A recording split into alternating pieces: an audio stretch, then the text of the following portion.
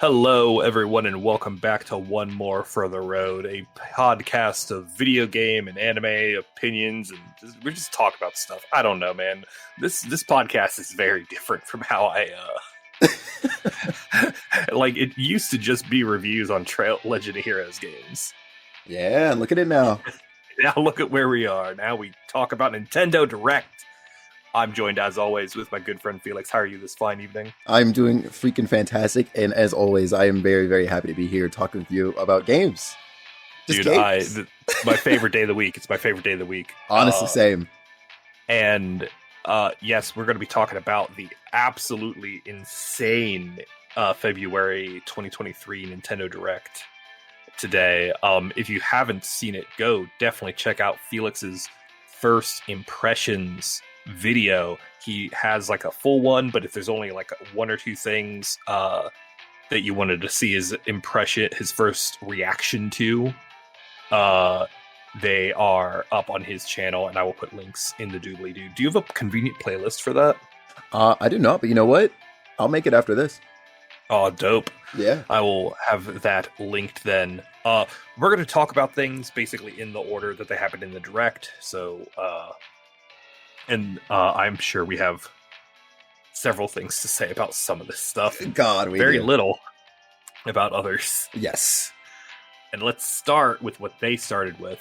Oh, no. Before we start anything, we have to do our top three. Of course. Now, do you have a top three for us? I've always given the top three. I'm going to put you on the spot. Okay. Oh, you know what? Okay, since we talked about it a little bit earlier, top three pizza toppings. Oh, dude. Yeah. All right. Oh, that's a rough one. I gotta go with, pepperoni. Of course. Is the classic. Everything's good on pepperoni. Yeah. I'm gonna say banana pepper. Ooh. Okay. I'm going to say banana pepper and tomato. Oh. And I would 100% eat a pizza that's pepperoni, banana pepper, and tomato. That's kind of wild. Okay. Wait, so tomato on a pizza, huh? I've never seen this. So is it just actual slices of like tomato? Chunks? Okay, like tomato. chunks. Okay. Yeah, kind of like really big chunks. Domino's does it, and a few other places. And I didn't used to be into it, but a lot of places that don't do really heavy sauce, will have that as an option. And I don't know, man. That's neat. It adds a different texture to like the sauce flavor, and I'm a big fan of it. Okay, no, that's neat. I'm not typically a tomato guy, but that does sound like actually pretty appetizing. I'm not gonna lie to you. See, I love tomatoes. Okay, nice. I'm such a fan. All right. How about you? I'm with you on pepperoni. That is the classic, as you said. Oh yeah. I'm gonna toss some oil on the fire. I'm not gonna lie to you. I do not mind pineapple on a pizza. I was gonna ask you if you liked pineapple on pizza if you didn't bring it up. I also like pineapple. Yeah. Here's my blazing hot take, though. Yeah. All right. Well, here, give me your third topping, and then I'll give you my blazing hot take. I'm gonna go with ground beef. Ooh, I hate ground beef on pizza. Yeah, I kind of grew up with it. I haven't had it in a long time, so I mean, shoot, maybe my opinion will change, but I do have some fond memories of that as a kid because my older sister was like obsessed with it, so we had it often. I see. I would like to apologize. Literally, as soon as we started my recording, we have like a windstorm going on, and my upstairs neighbors are moving around, so it's fine. I'm just letting people know. I will try to edit out these sounds as much as possible. Good. So yeah, my blazing hot take as far as pineapple on pizza goes is, I don't like Hawaiian pizza. Right. Like pineapple with ham doesn't work. Right. Pineapple with pepperoni is a power play, though. Yes, I'm with you on that 100%. Literally, whenever my little sister orders a pizza now, she'll actually get that exact combo. Oh my god. Yeah. Okay, so it's maybe it's not as blazing hot take as I thought it was. I just like every time people are like, "Oh, Hawaiian pizza, it is ham and pineapple," and I'm like, "No, Right. no, no, no, no, no, no, no. The ham doesn't do anything. Right. Exactly. It's like the pineapple completely overpowers whatever you're doing with the ham. So like Hmm. you have to add another sharp flavor in there to compete with it." Yes. I'm glad we agree on this because Honestly, I didn't see that one coming. it sparks a lot of joy. In the cockles of my heart. Oh, let's go. Now let's talk about Pikmin 4. Whew. Oh, all right. So what's your history with the Pikmin games? I loved Pikmin 1. It was a little, traumatizing. Obviously, the first one came out when I would imagine both of us were still pretty young. I think it was like high school. Oh, okay. Let's see. Pikmin 1 release date. Oh God. It's like 2001? really early aughts. Yeah, it was like really early aughts. Yeah, I was in high Yeah. school. Dang. I'm sorry. Look. You have to remember, I have a decent amount of years on you. I didn't think it was that big of a gap, but okay. It's like 7 years. Dang. 7 years is a long time. Yeah, you're not lying. You're not lying. It really is. But Uh-huh. yeah, I definitely got traumatized in losing several Pikmin due to, the monsters overnight and all that stuff. Or in combat, honestly. Mhm. Guarantee you, I did not get very far in that game as a kid, but I later went back and I beat it myself and I was like, wow, what a good game. Pikmin 2, Oh yeah. I hate it. I can't stand Pikmin 2. Mostly because of the purpose of the story, I guess.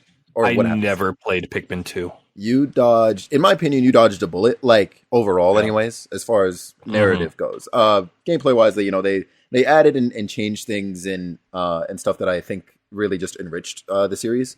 And then I have no experience with Pikmin 3. Yeah, so I only ever played Pikmin 1, and I enjoyed it. I finished it. I think I only ever played it like once though. I never like came back to it to like, get everything. I just was like, all right, I've Pikmined. Yay. Yeah, you've and then picked like your last min. when weirdly enough, like when Olimar got added to Smash, I forget which Smash it was. I think it was Smash 4. I believe so, yes. I was like, oh man, I should go back and play Pikmin, and then I never did. Just never did. Though Pikmin 4 itself does look pretty cool. We have Ice Pikmin now. Yeah, that's gonna be cool. And also very sad when they die. Because oh my god, right? Yeah, like I wonder if there's an actual Pikmin inside of there, like it's just like some sort of, I don't know, frigid ice blue Pikmin, or if it's literally ice and we just watch them melt when they die. Oh my god, that's a really good question. I didn't look at the trailer very closely, but yeah, hold on, I have it open. I can literally let's go. Literally do that. Hold on. We've got Pikmining. It's Pikmining. Here we go. Hold on. Yeah, there are Pikmin. They're like little blue Pikmin. And if you just toss enough of them in the water, they make the water into ice. Oh, I see. That's cool. I like that. Yeah, and apparently you have a dog you can control. Yes. Yo. When it counts for like 10 Pikmin. Yeah, when they showed the design, I was actually thinking he was going to end up being an enemy because he looks kind of reminiscent of like the standard enemies. I forget their names, but the ones with the oh yeah white polka dots on the back or whatever. Yeah. Mm-hmm. Yeah, I know what you mean. Mm-hmm. So I was worried that he was an enemy at first, but when I saw, you could ride on him with like your entire posse and do all sorts of things with him, I was like, hold on, okay, like this looks cool. Yeah, it's very interesting, and then like they have massive enemies. Yeah. Oh my gosh. Looking like actually colossal enemies. I saw that they're bringing back, or they've made a new version of like the Daddy Longlegs enemy or boss. I said, what? Oh, yeah, no. I was like, Yeah, that's gonna be scary. And then like there's like super like aggro versions of nighttime enemies. It looks like yes. Like, what's going on with that? Oh my I god. know. It's this. There's a lot of really interesting stuff going on. Like, I really wish I knew. I wish I was like more in tune with the Pikmin like games, so I could be like, oh yeah. This is the steez. Right. What's going on? I'll probably take a look at it if I'm able around the Likewise. time. Yeah. Should we do like a rating thing? Oh my god, we never do that. Ooh, I'd be down.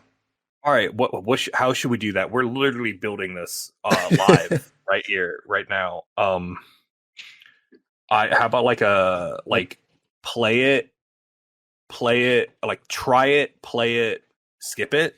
Right. Okay. So I will try it. I will also try it. Mm-hmm. All right, there you go. See, we've done it. And then could someone please, and when I say someone, I mean you, please put what we say for each of these. I got it. Because editor Eric will appreciate that very much. While we're on it, the next game, I literally exploded. I will be very careful. Xenoblade 3 DLC. I am going to be playing the ever loving hell out of it. I saw it and I immediately thought of you. I was like, yeah, dude, I know if Ari is watching this, he is absolutely to the moon right now. Dude, I actually was watching the direct on your. I had you up on my television and I was like laying down, the cat on top of me. It was the best. So Wave 3, which is the last hero that we're getting added to the game, some jewel lady. She has like her own crafting system. Yep, which looked cool. I think her design is really attractive. I'm not the biggest fan of the like crafting mechanics in Xenoblade games because they can get very grindy. That makes sense. But like, and Xenoblade 3 had a good, I think, middle ground of not needing too much. That makes sense. Stuff. But like the grinding, like if you wanted like the highest tier stuff, it was a pain. There's like a roguelike sort of like combat challenge, which looks super neat. You can do like solo challenges. And I'm definitely going to tap into that. I haven't done Wave 2 DLC stuff. I know you don't know a lot about Xenoblade 3. That is true. But, yes. I will say I did have some hype when I saw that Rex and Shulk were like coming back. I was like, what? What? Oh yeah. The story DLC. My god. Oh my god. Okay. I'm going to calm down. Okay. So we have Shulk and adult Rex. Our boy Rex grew up and has what the kids refer to as the drip. Yeah. No more bubble helmets for him. And him and Shulk are facing off against Alvis, who's got like Zanza wings. Oh my god, like there's so much crap happening in that scene. You have no idea. Like, dude, I'm about to explain something to you. Please do. So I'm gonna hold on. Where is that specific frame? All right. Yeah, hold on. I'm gonna go to it right now. Okay, so we have right here, right now. We have. Oh, and how do I show you things? Oh, good old Discord screen share. Oh yeah, that's a thing I can do. God, we're professional podcasting right now. I just went on stream mode so that there we go. There we go, baby. Okay. I see streamer mode engaged. This screen right here, all right, and the viewers are seeing it right now. Yeah. So you have Shulk, who is grown up. right here. He's got his prototype Monado going on. Hold on. Is it?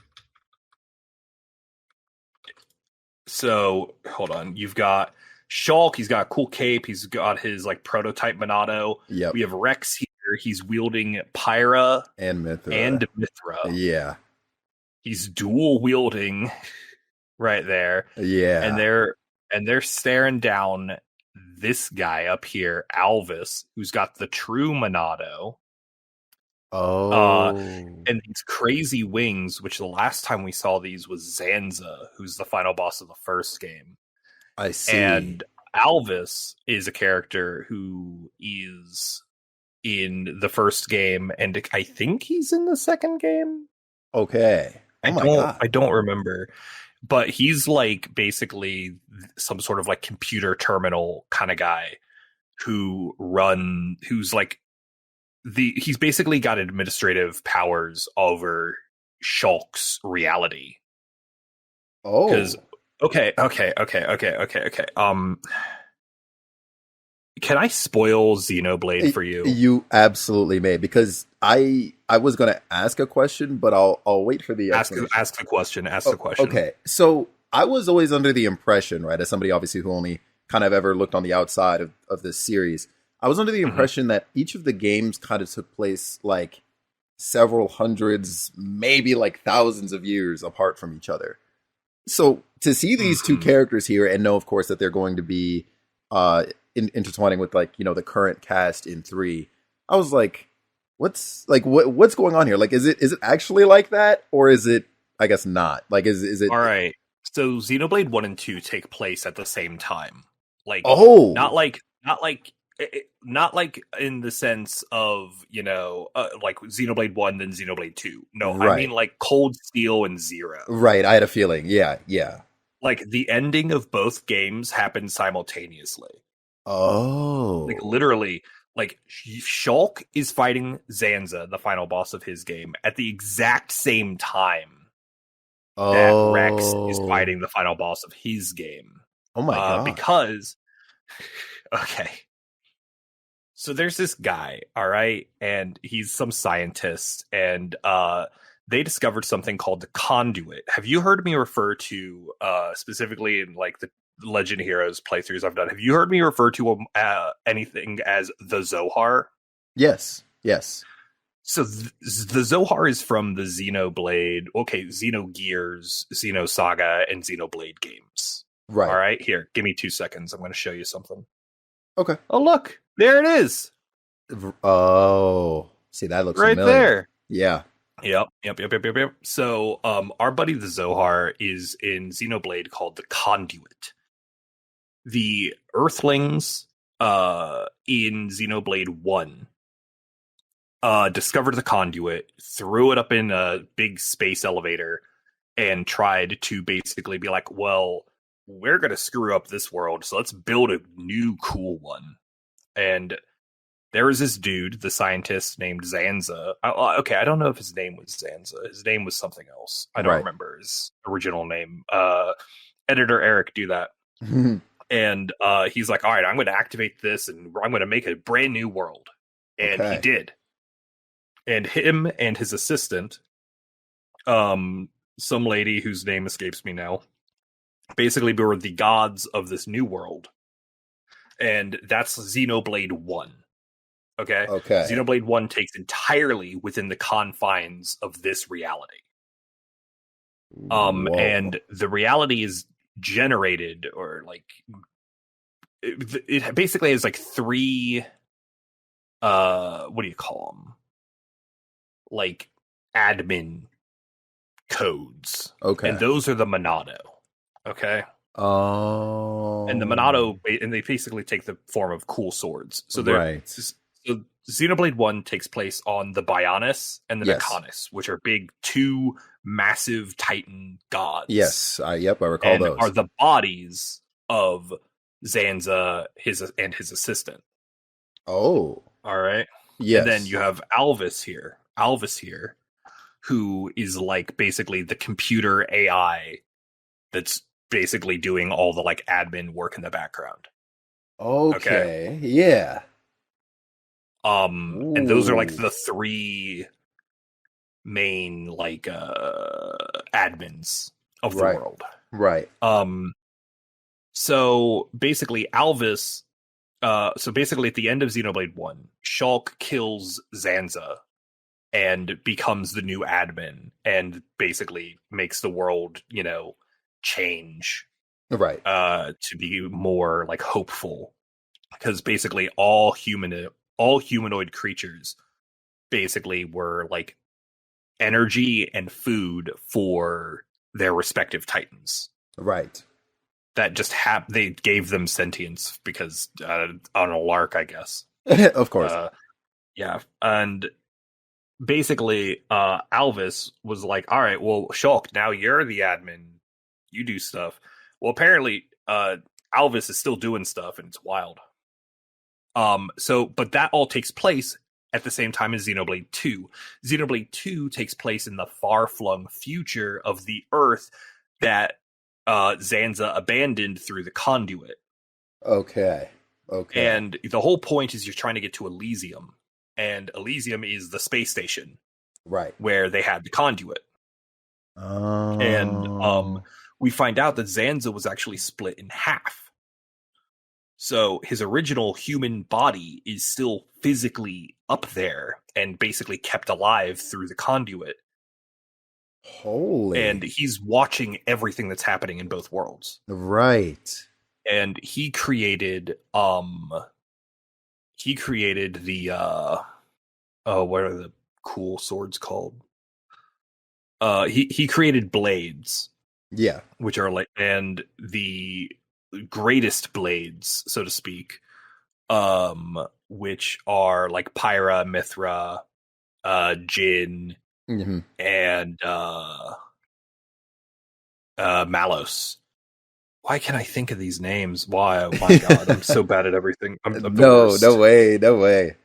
All right, so like they go up, and like Rex is like, "Oh man, what the hell's going on here?" And it's wild. It's an actually insane reveal, Yeah. because like it's basically, "All right, well, cool, Zanza's here. Why is Zanza here? What?" And then he's like explaining, and it's like, "Huh?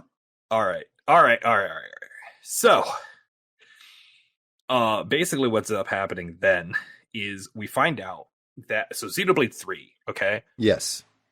So anyway, Rex. Oh, I'm sorry, Xenoblade 2. So Rex, offs Malos, and he's trying to like get to work together with him, Yes. a little bit more.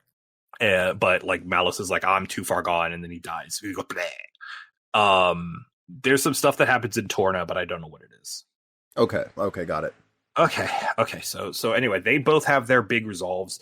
Like basically, the regular Earth is Oh yeah, Earth was like basically like the entirety of the Earth was covered in the clouds sea, Right. and Yes. everyone had to live on these titans. Yes. And so the end of the game, the cloud sea recedes, and they get to actual land again. All right, Oh. and Pyra and Mithra become two separate characters. They were like the same two different people sharing one body. Yes. But then they split into two. So that Nia, who is the Welsh cat girl that was Yeah. hanging out with them, could Yeah. complete her harem route, and then she could marry Rex, Pyra, and Mithra. Holy Because, smokes. and I cannot stress this enough, there is a 0% chance that Rex instigated that concept. Oh yeah, I All right, believe this that. is canon. This is actual factual canon. He has kids with all three of them. Okay. Okay. I'm glad This that is was confirmed. This is actual factual canon. Yeah, I've seen right? that picture. It's explicit. Yeah, I saw Wow. that picture out of context, Yeah. like way before I started the game. I'm like, all right, that's funny, haha. And then it's in the game, and my mind disintegrated. I'm like, oh. Because again, Rex, if you've played Xenoblade 2, you know Rex Yes. does not understand anything that's like anything involving romance at all. It's physically impossible for him to understand this. Yes. So it's got to be Nia. Yeah, I co-sign that. Pyra wouldn't instigate it because she's too shy. Mithra wouldn't instigate it because she's a tsundere, and Nia just wants it. So we're done. That's as hard. That's as canon as I believe it's going to get. Yeah, I definitely co-sign that. All right. So anyway, so all that stuff happened. So Xenoblade Chronicles 3. Okay, so like 10, 15 years after that, Melia, a character from the first game, discovers that their world and the original Earth are basically on some sort of weird collision course. Right. Okay. And they're going to get all sorts of messed up. But they basically they're going to basically go through each other, and like cataclysms, it's going to suck. But they're like, all right, well, we can save everyone by storing them as data, and then make like a cool arc, and then you build half and I build half. That sounds like Kingdom Hearts. When the worlds collide, the arc finishes. Everyone gets stored safely, and then when the world stops exploding and massive terraforming, the arc will spit everyone back out, and it'll be great. Right. Perfect. 10 out of 10 rave reviews. Cisco and Ebert are like, That's not what happens. Of course. What ends up happening is when the arc combines, and the what ends up being referred to as adios, the world of Xenoblade 3. You're right. Basically some dude whose name is Zed, or Z. I'm sorry, I think it's actually Z. Oh, okay. Not Zed, like the letter Z. Oh, okay, yeah, right. But I think they actually pronounce it Z. I don't remember. Anyway, he's like, haha, Lamau, what if, and follow me here, we just stay here forever in the combined world. And right. Then, and it's like, oh man, I'm going to be immortal here. And how do I stay immortal? Well, what if we get a bunch of energy from dead people? Oh. Okay, follow me here. And then, so he basically sets up the plot of Xenoblade 3. Right. And then Noah and his group end up thwarting it eventually, with the help of Melia and Nia. Yeah. And it's amazing. It's like Xenoblade 3. I love the Xenoblade games. Like, I've talked a lot, like, obviously I did a 5-hour podcast on Xenoblade. I like that. Xenoblade 1 is a game that no other game has ever come close to, like, expressing the sense of scale. Right. Yeah. Of that game. And Xenoblade 2 is like one of the most fun. It's like one of the most viscerally fun games. And Xenoblade 3 is like, dude, Xenoblade 3 is like way up there for me. It's I can't express like how excited and like how good it was to finish that game. Like, it's just really hard to express how hype, because Xenoblade is a game like, okay, so like Legend of Heroes has an amazing story. Yeah. Has awesome characters. Yeah. And I love it. And it has some hype, right? Of course, right, yeah. But like, Xenoblade lives on that bleeding edge of hype. I believe like that. The stories are fine. The characters are fine. But Xenoblade knows how to keep you on that just hype train, and it never stops. That's and cool. The conclusion to Xenoblade 3 is like an hour of nonstop adrenaline just directly into your veins. Yeah. Oh. I'm not gonna lie to you. You might have like really just turned me into a Xenoblade fan. I will mail you this trilogy. I will physically mail you the first 2 games. Oh my god. Yo. I can't. I'm not going to give you my copy of 3 yet, because I need, when the story DLC drops. That's my life. Of course. But Oh, I mean, the first two are going to take you 100 hours each anyway. I was So about to say, I have time. we'll talk. We'll definitely Yeah, talk. I have time. I have time. No, Xenoblade. I will let you know the combat in the first game is a little dated, and it feels it. Right. Okay. But That, like, funnily enough, that's part of what drove me away from it in the first place. mhm. And I know I've said this before, like in previous times when we talked about Xenoblade, but I was not a fan of just, I guess, sort of like that auto combat. And I know in general that doesn't go away across the series. But I The was just, auto combat gets significantly better yeah, I've heard. in 2 and 3, Yeah. but in 1, it's real awkward. Okay. Because 2, like 2, there's like one or two things you can learn how to do, Right. like right off the bat, that instantly make it feel better. Right. And it's basically just stutter stepping. Because like Rex has like that auto combo that he'll do. Yes. And never do that. Just he hits, move the stick. He hits, move the stick. He hits, move the stick. Got it.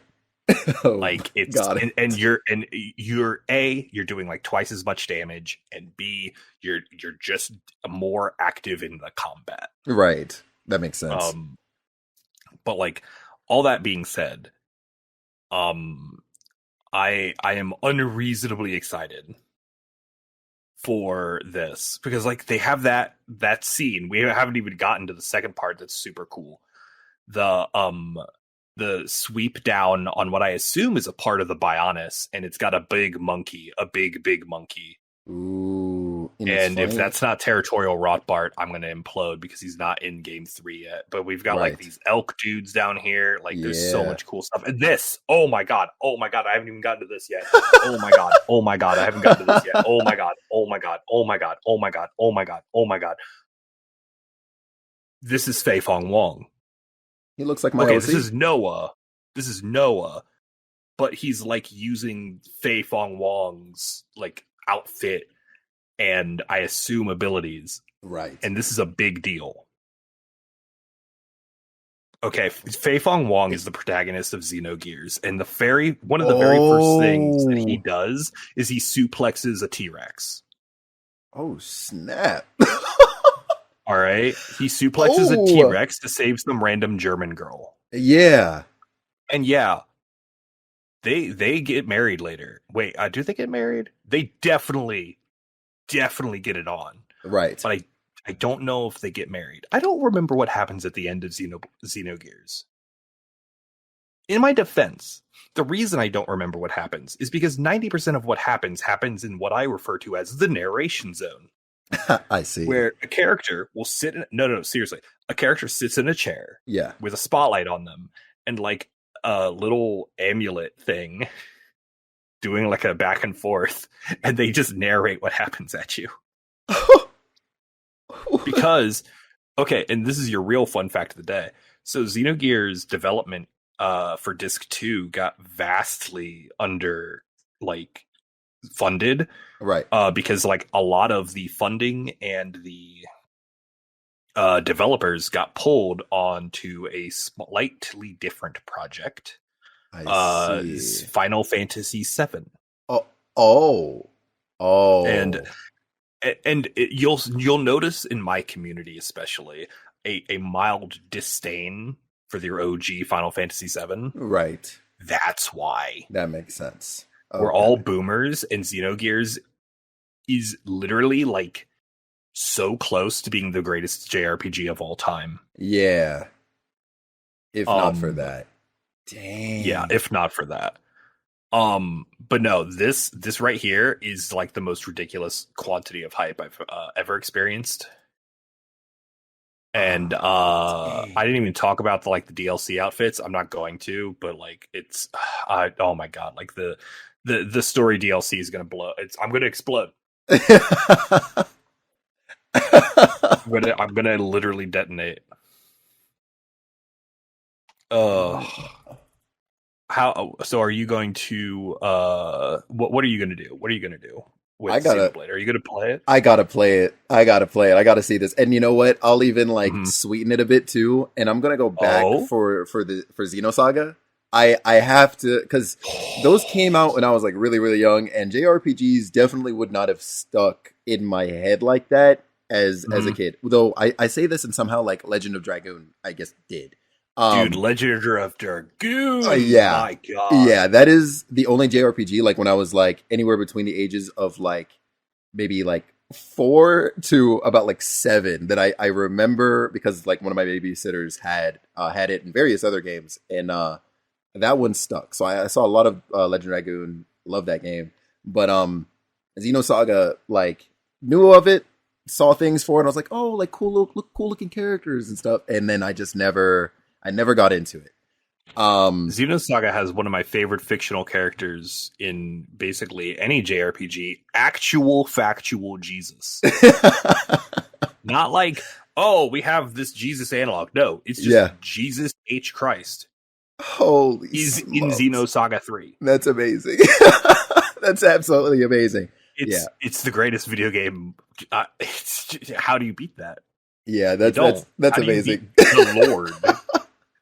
Says local Jewish man. Right? Oh yeah, no, I gotta play it. Xenosaga is wild, man. Oh, it has the audacity of having a hour and a half long cutscene with 3 save points immediately preceding a massive difficulty spike. Yeah, I hate it. I love it, but I hate it. All right, we have to move on, or otherwise we're going to talk about Xeno games for literally forever. That's fair. Samba de Amigo looks fine. Yeah. It's it's another, I would say, I guess, more unique looking rhythm game, but a rhythm game nonetheless.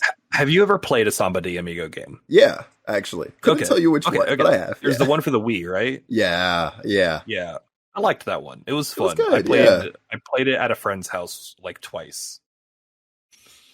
I'm gonna probably skip it. Yeah. But like if a friend has it, I'll hang out. Yeah. I'm with you on that, to be honest. Also skipping. I'm not gonna buy it. Yeah, no way. Yeah, we're a big skip energy. Yeah. This next one. All right. If this game is like $10, I'll try it. That's fair. If it is an penny more, no. Okay, so Fashion Dreamer. I'm sorry. I don't know if we said the name. We did it. Fashion Dreamer is like it's like an Instagram model, like like Second Life kind of deal. Yeah. Like you literally are an influencer, and you got to try on clothes and I guess model them. I mean, okay, if there's, I don't know. Again, it feels like something for $10 I would sink like 4 or 5 hours. Like I would do it for a stream. Right. Like if they, if the dev, hooks me up with a code, even like I would. It's not that I'm like, oh, I'm not super interested in it. It's I'm not willing to spend money on a significant amount of money on it. Absolutely. But like it's something that like looks like it would be cool in a different video game. I'm with you on that. It looks like part of a game. Yeah, like to be honest with you, when I was looking at the screens where they were actually showing, the clothes on the other side and the model in the middle, I immediately thought of the way Animal Crossing did it. Dude, right? Yeah. Man, it would be so cool if like that system was just in a video game I wanted to actually play.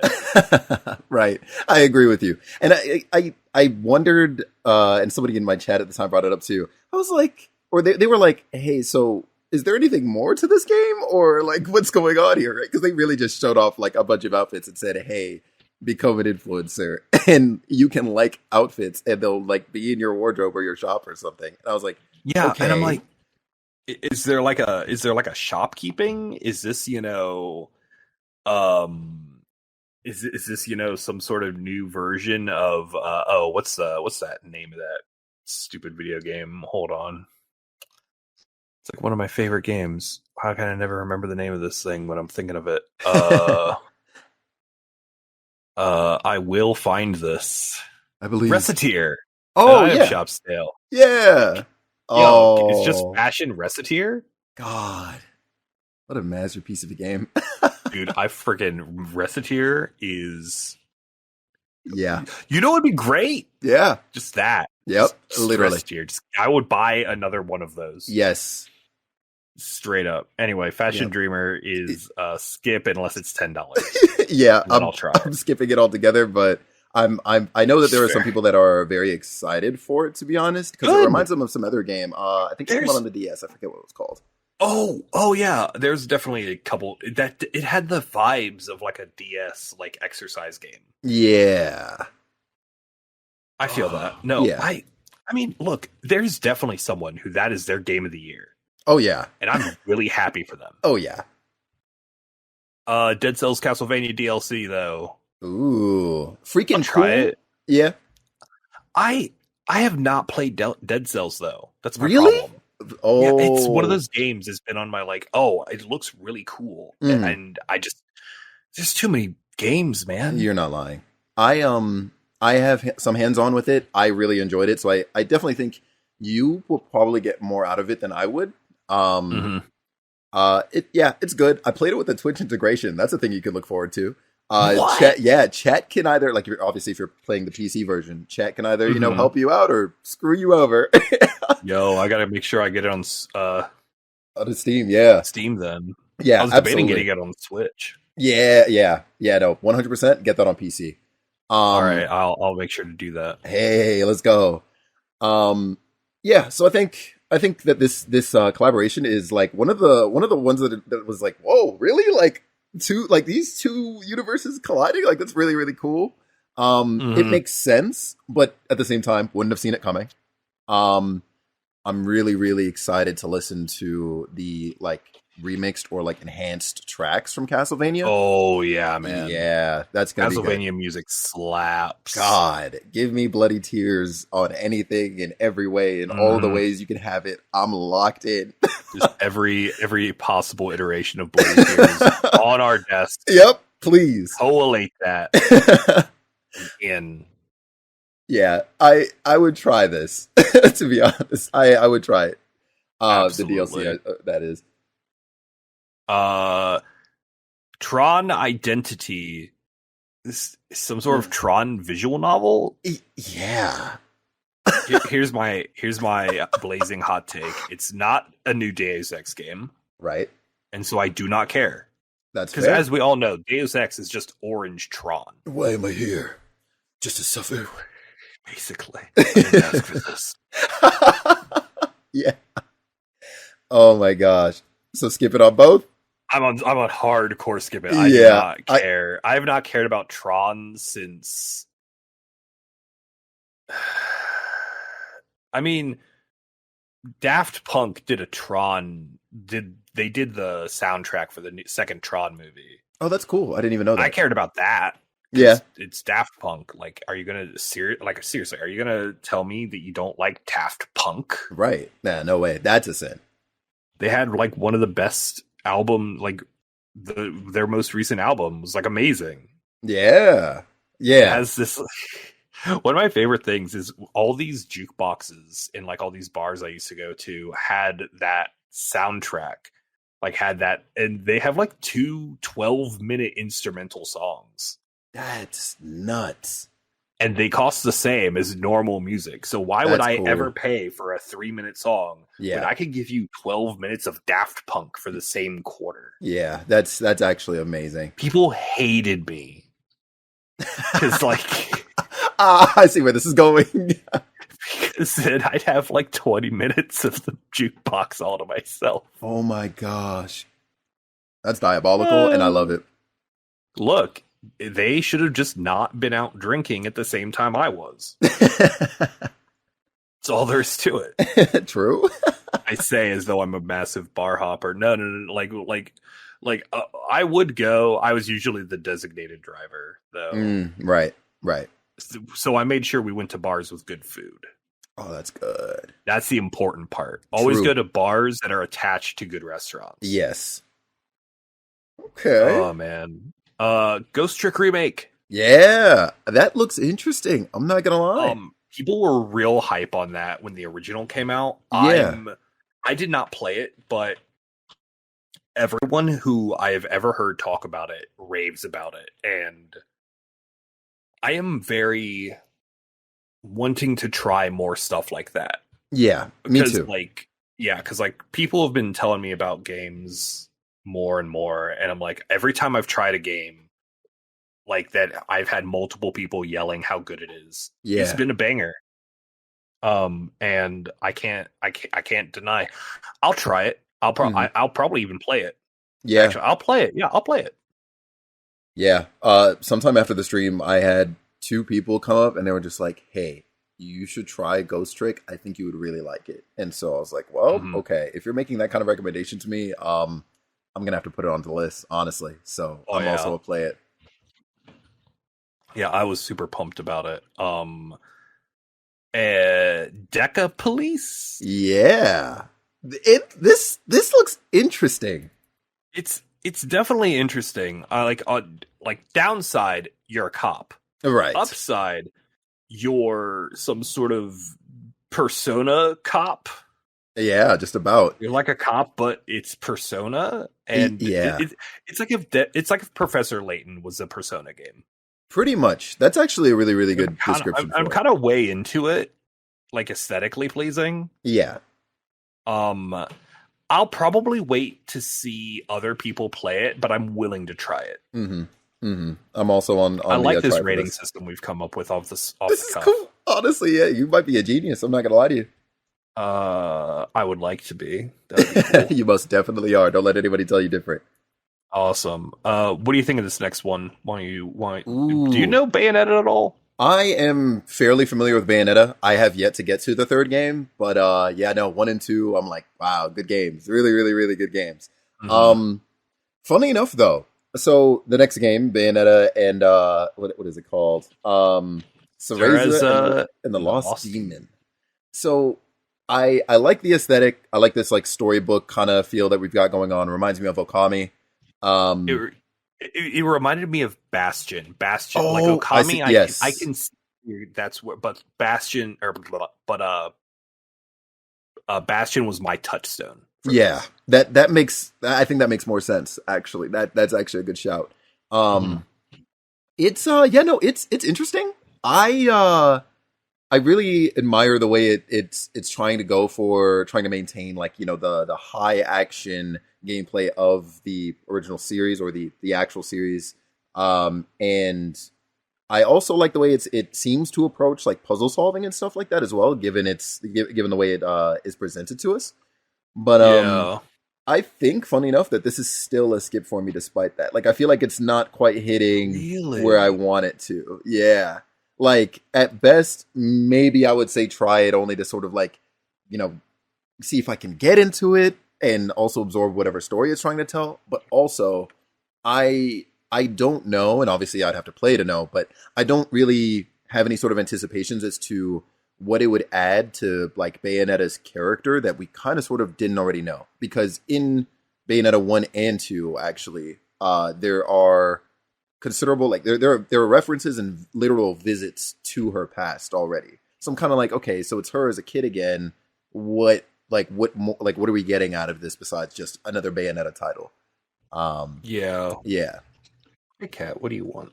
Um, I don't know. It's public. It just says published by Sega. I yeah, was looking to see who made it, and I'm like, it depends. Like, wouldn't it be wild though? Like I said, offhandedly, Bastion, but wouldn't a Super Giant Games like Bayonetta title be insane?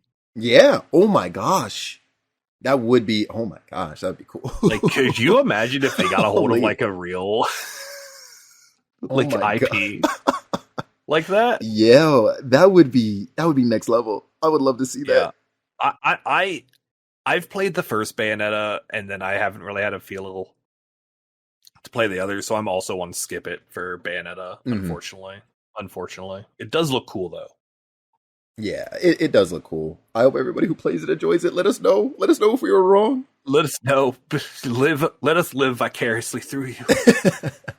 Um, I'll probably watch a streamer play it. Yeah, definitely. Watch it would be another good Hey, thing to okay, add. Yeah, okay. that's definitely on the watch it. we're Watch we're it. figuring things out. Splatoon DLC.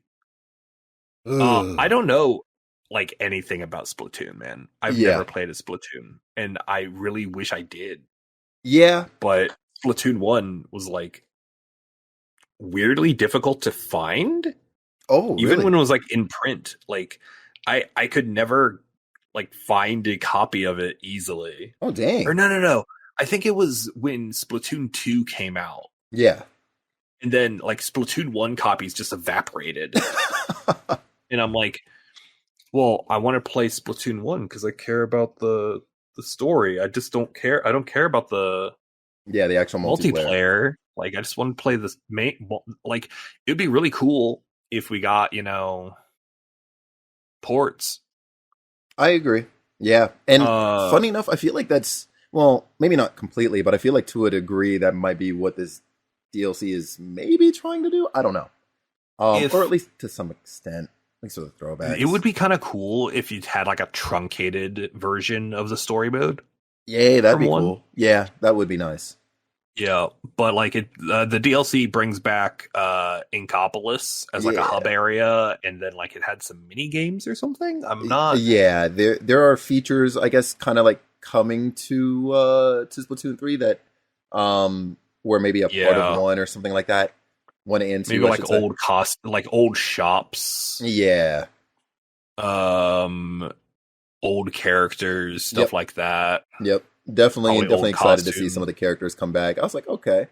Yeah, we have the Squid Sisters doing concerts during Splatfests, which sounds kind of dope, actually. Yeah, because, well, they did make an appearance in Splatoon 2's story as well. But, it's like there's that whole, like, kind of disappearing act, right? Because they were sort of the faces of the first game, and then afterwards, Splatoon 2 came out, we got the new girls. And those two kind of like, they faded into the background. We almost never really saw them. So it was cool to see them like coming back to sort of like the forefront again. I'm not even gonna lie to you. When I saw that, I actually like kind of leaned in a little bit. I was like, hold on, wait, like the OGs are back. That's cool. And I'm somebody who fell off like in the middle of Splatoon 2's lifetime. Oh wow. Yeah. I got some like hot takes, I guess, about Splatoon, kind of, sort of. Most of them are like community based, but okay, yeah, that's fair. That's super fair. Yeah. No, I've seen some random drama coming out of that community. What's your take on this side dish DLC? I think that this is going to be cool. You might remember from my reaction to it, and go watch it if you haven't. But I literally saw I literally saw the white backdrop and just how like desolate everything looked, and obviously there's no color, and I was like, am I back in Nier? Like what's going on here? Right? It gave me severe copied city vibes from Nier Automata. Right? Yeah. I said, what? Dude, Splatoon does lore really, really well. Yeah. And I really wish I was more tapped into it because it's so cool. Yeah, there are a lot of things that are very subtle in like the level design for the story mode. There are very subtle things. They have you collect like little like articles, and I believe there are some like recordings and stuff from like a scientist like looking into the transformation of humans into these like inklings and so on and so forth. I believe it was a transformation anyway, some sort of weird mutation. Yeah, I don't know. I've been waiting for a MatPat video for forever, and he won't cover it. He's got to tap into this. He's too busy thinking about Five Nights at Freddy's. Honestly, true. Being wrong about Genshin Impact. Oh no! Oh no! Look, I love me some MatPat content, but he needs to stay in his lane. Yo, you're not lying. You're not lying. Yo, I love it. Like I love his videos. Yeah, I'm not gonna say I don't like the man, but my brother, please focus. Splatoon handles like, I guess, like current day lore, like thinking about obviously everything that's going on as things progress. I think it handles it pretty well, and it ties that stuff in based on player choice. So the Splatfests, right? They'll do however many Splatfests they do per game, and then the final one will come, and it'll be like, hey, pick your side, blah blah blah. And the character that loses tends to be the main focus of the story, like moving forward, or like, so for example, when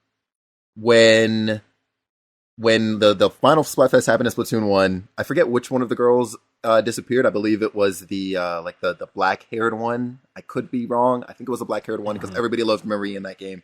Yeah. And she like basically like, I guess goes rogue kind of. She goes on her own little mission. And so during the story of Splatoon 3, I believe part of that is actually like locating her and bringing her back because she's like gone missing altogether. Oh, right. Yeah. And, you know, she was the loser, right, of that Splatfest. And so from what we're seeing now from this trailer, there were a few flashes, like they almost look like storybook or like ink painting kind of, or I guess I should say watercolor painting. It's somewhere in there and it goes by in a flash. So like watercolor paintings, and one of them is actually of, I believe her name is Marina. And she is the one who lost the final Splatfest of Splatoon 2. Now, I didn't pick up Splatoon 3, so I don't know how the story of that here really she went. is, Marina. Yep, right there she is. And so I don't know how the story of Splatoon 3 like went. I don't know if there was any sort of like references to her at all, or the other Squid sister in Splatoon 2 in that story. But from what I'm gathering here, or what I have to assume based on like just what I know from Splatoon 1, 2, is Marina is missing. She's, you know, just like the other girl, she's missing, or maybe she's been abducted or something like that, or she's just trying to find herself again, maybe. And I'm assuming that this DLC will be like, you know, of course, like helping her discover that for herself. Maybe that's sort of like blanket thoughts, like what I'm kind of seeing from this. Cat. Yeah. it's really cool. Yeah, definitely. Yeah, like it made me want to kind of buy the game. Oh, and there's there's her teammate there, or her partner. Yeah. So what's going on there, dude? I don't know, man. Like, what is this? Right. See, like I have no idea what that could even be. Maybe a manifestation of some sort of nightmare. I don't know. Fish. Yeah. Big fish. Yeah, a lot of possibilities. Fish? If I give you a big fish, will you go away? She's like, no, I will not go away. I will never go away. Thank you, Kat. I love you. Yeah, Splatoon. I would love to play it. Like, honestly, I've been wanting to get into a Splatoon just ever. Yeah. And I don't know. It's just, again, finding the time. True. And then spending $60+ USD dollars. Oh god, that's also true. Because Nintendo games, they are $60. Yeah. Forever. Take full Except advantage for one, of that. which we'll get to in a while. Ooh, yeah. We'll get to that. So don't you worry.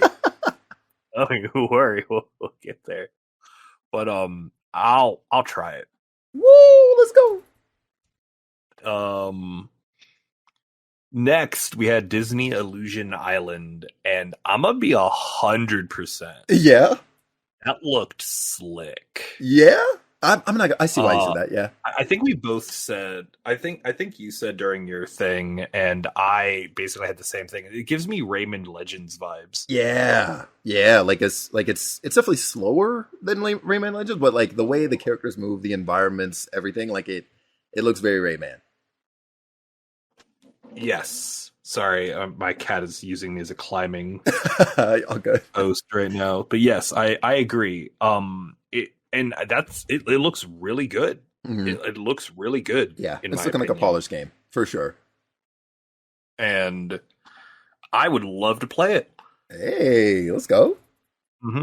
It's probably like, a good like 5 to 12 hour platformer. I could see that. Yeah.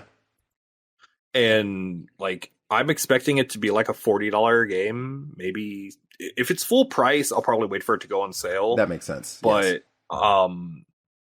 I 100% plan on playing that game. Okay. Oh, well, I'm going to be watching you play it for sure. I would love to see speedruns of it, to be honest. It looks like a fun game to speedrun.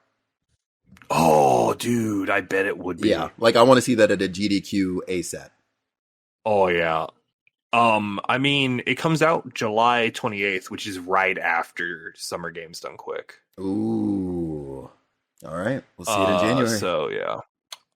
Next one, and I wish we had more. All right, man. I'm gonna be 100%. I am playing Fire Emblem Engage this year. Yeah. There's a lot of games in the queue right now. Yeah, I feel you on that one, brother. I have never played a Fire Emblem game. So this will be your first. Well, I have 3 houses right here. Yeah. And that'll probably be my first one. Okay. Partially because I would have to buy Fire Emblem Engage. That's fair. I almost want to say you should like hold off on 3 houses and play Engage first. And the only reason why I say that is because from everything I've seen, because I don't have any hands-on experience yet myself, but from what I've seen, even like story-wise as well, Fire Emblem Engage plays more like previous Fire Emblems. In terms of the way I've been told. Yeah. And so I'm like, well, if it's plays a lot more like old ones. Right. I've seen a lot of stuff about it. I've browsed a few of the meme subreddits, and I've seen the papayas and and the clowns and the Crest toothpaste. Yep, of course. Memes, and I'm like, it's so weird too, because like this trailer was for DLC, and it's like it's Hector, which is Hector, big axe dude. Yeah. Soren, which I'm gonna be 100%. I know nothing about him, and he just kind of looks like an off-brand Sasuke Uchiha. Fair. Which is fine. And then Camilla, Oh which my you were God. very excited about. Let me tell you I'm right like, now. I'm like, all right, I can see what you would be attracted to. There's a lot of gravity there. I don't know nothing about her, but like, I kind of want her to step on me. Yeah, she will definitely do that. She's definitely one of those. Oh, she's that's bad. not a thing I'm usually into. I'm kind of like I get it now. Yeah, I understand. I understand these people. I'm not gonna lie to you. Like she absolutely is the exception. And all of the waifus I have amassed in my collection over the years. She is the only one with that permission. I'm gonna tell you right now. Open up the jacket. Open the jacket. Would y'all like to buy something? We got waifus right here. Oh my God! What you buying? Oh, what you selling? Yo, I like. Have you played Resi 4? 4, I've not played it. I've always been a watch Resident Evil kind of guy because I'm a big baby. All right, that's fair. Resi 4 is great though. Hey, it's not scary. Unless you find the concept of zombie Napoleon Bonaparte scary. I was about to say, yeah, because that one you play as Leon and you're trying to rescue this one girl, forget her name, from like this big Ashley. Yeah, okay. Yeah, I'm familiar with that one. In Spain. Yeah. It's great. Yeah. It's awesome. I'm definitely familiar.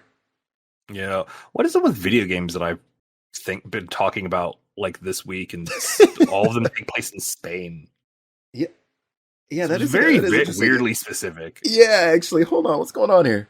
I don't know. It's weird. Anyway, but yeah, we had Crom and Robin and Ike. Yeah. Oh my God. Excited to see Ike. Confused about why Crom and Robin have to be like, I guess, one unit together. They're canonically engaged. I guess that's got to be it, right? Get it? Oh, yeah. Okay. I'm not gonna lie to you. I might hate you. You can send the punch directly in return mail with the envelope I send you. Most definitely will. I will put a stamp on them for you. Let's go. So, and then they were like, oh, they had story DLC too. They're like, Xenoblade isn't the only one with story DLC. Yeah. Ours is Xenolog. And I'm like, all right, man, that's kind of weird. Why? All right. Is the pro tag from Fire Emblem Heroes in it though? And why Yo, is he evil? right. I wonder too. I I also was like, I wonder. saw that, and I'm like, wait a minute. That's the Yeah, player character from Heroes. Why is he here? yeah. I saw that when I went back and did a watch through, and I was like, hold on. Like, I know this design. What's going on here? Yeah, right. I mean, it makes Yeah, sense because yeah. like it's like Engage is like the console gotcha, That's true. Yeah. like Fire Emblem game. So like it makes sense that the gotcha game dude would be there, and Hmm. he's like the evil gotcha because you have to pay money for that one. Yeah, that's that's a good way to break that down. Actually, Look, man, that's we genius. only have the most correct of spicy takes here at One More for the Road. Hey, I like it. Yes. That's why I'm here. Anything else on Fire Emblem? No, but Kind of the nice midway point. It's if you're sitting at home taking a listen, maybe take a stretch. Maybe take yeah. a sip of your water. Enjoy yourself just a little bit more here. Oh yeah, I just did literally all of the above. Oh, excellent! I'm so glad.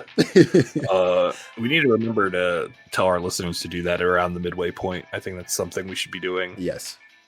And so we will. And now you, the viewer, have stretched, gotten a little bit of water. Maybe have a nice little music break. Who knows? I don't know. Editor Eric knows. What the hell is Harmony: The Fall of Reverie? I'm glad you asked. I look at that title and I'm just like, did Hold I on. see this during the direct? Like what? Yeah, what? hold on. I'll pull it up. Oh, It's this thing. yeah. I'm curious. It's got music by Lena Raine, so it can't be bad. Right. This is the game where I said the art style reminded me of Invincible. Actually, for those of you who Mm-hmm. watched that, I said, "What? That's interesting." I kind of wonder if anybody on that team, like from Amazon or wherever, worked on this at all. Yeah, I don't know what to make of it. Like, it looks I don't good, know but either. what is it? It it's very interesting. Like, there's so much going on. Like, Yeah. I I don't know anything about it. But I'm willing to give it a shot. Hey, I would Like, also I'm try it. like, yeah, like who knows? It could be really cool. I feel like it's one of those things that's going to be, again, like a shorter kind of game, and Yeah, like I would do that. I could see that. Oh gosh, but I guess it really depends on if you plan on doing multiple playthroughs, assuming Oh yeah. that like those paths that we were seeing kind of like have anything to do with, I guess, choice, right? As opposed to, well, I mean, I guess Yeah. it's got to have something to do with choice. Surely it can't be Hmm. skill. So, Right. ugh. It's gotta be his choice. It's gotta be like paths, like story paths. Yeah, Which honestly, if it has its laid out like that, it probably is gonna make it so you're not really doing multiple playthroughs, you're just replaying sections. And I kinda think that's better. agreed. Yeah. I don't know. It's interesting. Ooh, And I'm willing to give it a shot. this next one is juicy. Oh yeah. Octopath Traveller 2. I'm gonna tell you right Uh now, I'm buying this immediately. I'm literally looking at my Octopath Traveler Collector's Edition on my Oh, shelf right now. yeah. You know what's funny? Speaking of collector's edition, I actually don't think that this one is worth it. If you've I have looked at no it, idea what the collector's edition. I haven't. okay, yeah, it's like a 44-page art book. It's I think you get eight like little, I don't want to say like little figurettes or whatever, but I guess you kind of Like get like I think it was busts. what, acrylic standees or something. Yeah, like, and it's just like a bust of each of the characters. You get a steel book and soundtrack. I forget what's on the sound. Wait, is there a soundtrack? I gotta double check that. But Yeah, I have no idea. yeah, I gotta hold on. Let's see here. Octopath Traveler 2 collectors. What do we got here? Yes, okay, and then soundtrack with the game. Now, I don't believe. Yeah, no, there's no steelbook. There's no sort of like, I guess, any sort of poster or like cloth poster like we kind of got with the first one. Um, I mean, the first And one has like a whole pop-up book in the box. That is also true. And it doesn't look like there's anything like that this time. However, let's see. I'm going to tell you what this will run you for. Too much. Yeah. Let's see. United States. Sure, we'll say on the Switch. $179.99. Yeah. And so I saw that and I said, to be honest, you could probably keep this. Oh my god. Yeah. And I'm like a little sad about it because, you know, like I do want something nice to go with the Octopath 1, right? Like it's, you know, like it'd be nice, but it's not $180 USD nice. Dude, I feel that so much. Yeah. I'm like looking at because you showed me that like the Trails from Zero and Trails from Reverie collector's editions were still available in like the UK store. Yeah, and I'm like, all right, I want this, but do I 250 USD dollar currencies want this? And the answer turns out is no. Dang, dude. No. Okay, it's close. Yeah, I get it. I get it. Yeah, it's one of those where if you really could just do it, I'm gonna need to open up a Patreon for this podcast, and then I'll be able to afford things like that. It's time. No, eventually. But like really, no, you totally should. Yeah. It's on after I figure out how to put this on like other platforms, then that's on the to-do list. Okay, cool. I have no idea. how to do that. I'm working on it. I swear to God. I might know somebody who can help out. I will look into that for you. Excellent. Put that on the to-do list. But no, Octopath Traveler 2, I'm playing it. Yep, absolutely. I will admit, I never actually finished the first one. Me neither, to be honest with you. Okay, I'm definitely in the like group. I'm like, I loved the like 30-40 hours I put into it. Yeah. And then I picked it up and then I put it down and I never put it back up. I see. Okay, yeah. For me, that's a problem I have though with physical games. That makes sense. That does make sense. Octopath Traveler left my Switch for what was it? I think it was, oh god, actually I do know. It was Tales of Vesperia. Say no more. Which I played like an hour of. Oh.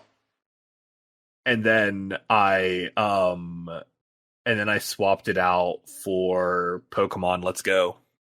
Oh wow. Okay. Yeah. That's what ended up happening is like I just never put Octopath Traveler back in the Switch. Wow. Tales of Vesperia. God, I wish I was into Tales of Vesperia. I really do. I hear you. I was on the fence about getting it. Like I was like, ooh, I would love to try it because I know a lot of people like it. And then I never bothered. I bought it because it was like $12. Ooh. And I'm like, all right. I'm in. We love Katamari, though. Okay, is this the first Katamari game? I'm very hands-off with this series. It is? No. Oh, I think it's the second or third. I would hope. Okay, because I'm gonna be 100%. I've played like 3 Katamari games. Right. I have no idea if they were different games or not, or just all remakes of the same game. Because I was looking at it, and in my head I was like, we already have Katamari Damacy, and I think the subtitle for it was REROLL at the time as well. I was like, we already have Katamari on the Switch. What's going on here? I'm gonna be 1,000%. Oh yeah. I have like any Katamari game, any time I'm playing a Katamari game, it's just a fever dream. That is also true. Yeah. Because like I hear Katamari and the song is in my head. There's that one, and I'm just just in my head every time. Katamari Damacy. Yeah, I'm sorry. So you're getting it right? Oh, absolutely. I knew it. I freaking love this, dude. I freaking love Katamari games. They're so good. Oh gosh, for me, to be honest. I'm probably skipping. No, man. Is this our first time that, like, hold on, we've been mostly in agreement with all of these so far. Yeah. This is our first, like, disagreement, I think. Yeah. No, you were playing, no, Disney Illusion Island. Oh, yeah, you were also playing it. I said watch it. Yep, I'm going to watch you play that one. Wow. No, I freaking love Katamari games. Okay. You know what? Yeah. Actually, uh-oh. I might, if you're going to play Octopath Traveller 2, I might just watch you play it. Ooh. Listen, the thing Let's is, go though, back I can't promise that, like, I'll finish it, you know? Like, that's fine. I didn't finish the first one either. Oh, whoops, wrong one. I didn't finish it either, man. See, that's just going to save me $60 USD. Oh, yeah, and that's $60 USD out of my pocket. Actually, oh my gosh, I wouldn't be surprised if Octopath Traveller 2 came out and it ended up being like $70 or $80, because Octopath Traveller 1 is or was like that for the longest time. Dude, you're right. Yeah, that one might be. Is this when we're gonna have to? Is this when we're gonna have to talk about that, or can we still shove that off to Zelda? I kind of really want to shove that conversation off to Zelda for right now. Agreed. I'm gonna peek real quick and see what this is going to cost. Oh my god! I'm like, I do want to have that conversation, but I definitely want to have it in the Zelda portion. It's looking like it's normal prices. Mm-hmm. Good. Yeah. Okay. Good deal. Now the next one you were excited about. Oh my freaking gosh. Sea of Stars. Listen, you give me a pixelated game, a JRPG, with music from the composer of Chrono Trigger, and you best believe I am locked in. The only thing I'm sad about is that I missed the Kickstarter. Okay, that's the only thing I'm sad about. I've been highly anticipating this game. Like, I don't know what came over me one day. I decided to follow like the indie games topic on Twitter, and so that's how I found this game. And I was just in love with the way it looked. And I said, wow, like this is great. And then I started learning all the other details about it, and have been watching like the development of it since. And I'm just like, oh, I have no idea what this game is even about, but I need it to come out, and I know I'm gonna love it. The demo was out too for you listeners and watchers at home. So, I downloaded it. Yeah, same here. You recommended it, so I downloaded it. I haven't played it yet though. I think you will enjoy it. Gosh. And I am anticipating enjoying it. I'm going to be playing that on Friday. Nice. If you're listening to this now, you have most definitely, probably, maybe missed that stream. That is definitely last Friday. Yeah. Yep. I cannot edit this entire podcast at 11 o'clock at night on a Thursday. It's not happening. No way. I'm gonna be 100%. I'm probably on the watch it. Let's go. But I know you're gonna play it. Yeah. So that helps. Like, so honestly, 100%. I would have played Live Alive if I didn't watch your playthrough. Oh, I should have banned you. I was like, really? You should have. Because I was like, kind of like, oh man, this looks kind of neat. And then you played it, and I'm like, oh, but now I like know. Right. Yeah. Now I have the knowledge. Yeah. Like, it wouldn't hit the same. That makes sense. It just wouldn't hit the same. Because there's some kind of games, there's games that you kind of have to do. Like, you have to have that experience. You can't go in. Yeah. Spoiled. Yeah. 100%. And I think like Nier Automata is like the one I always think of.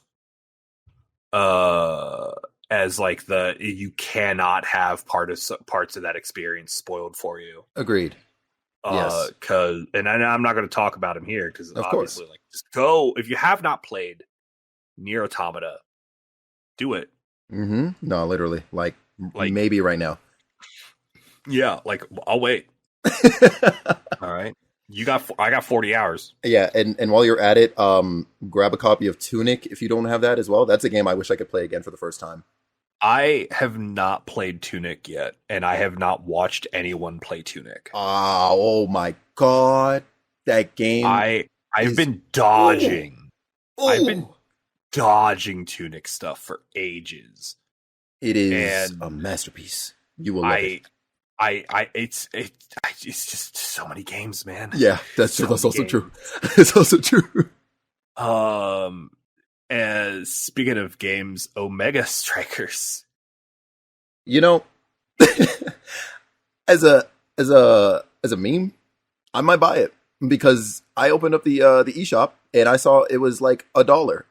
So wait, what? Yeah. Like a literal dollar? It's like $1. Like for me it was because Teehee currency, it was like $1.49 or something like that. Or less. Yo, okay, hold on. So, I'm way into this now. Yeah. Dude, are you kidding me? I wish I was. I saw the price and I said, I might actually have to buy this.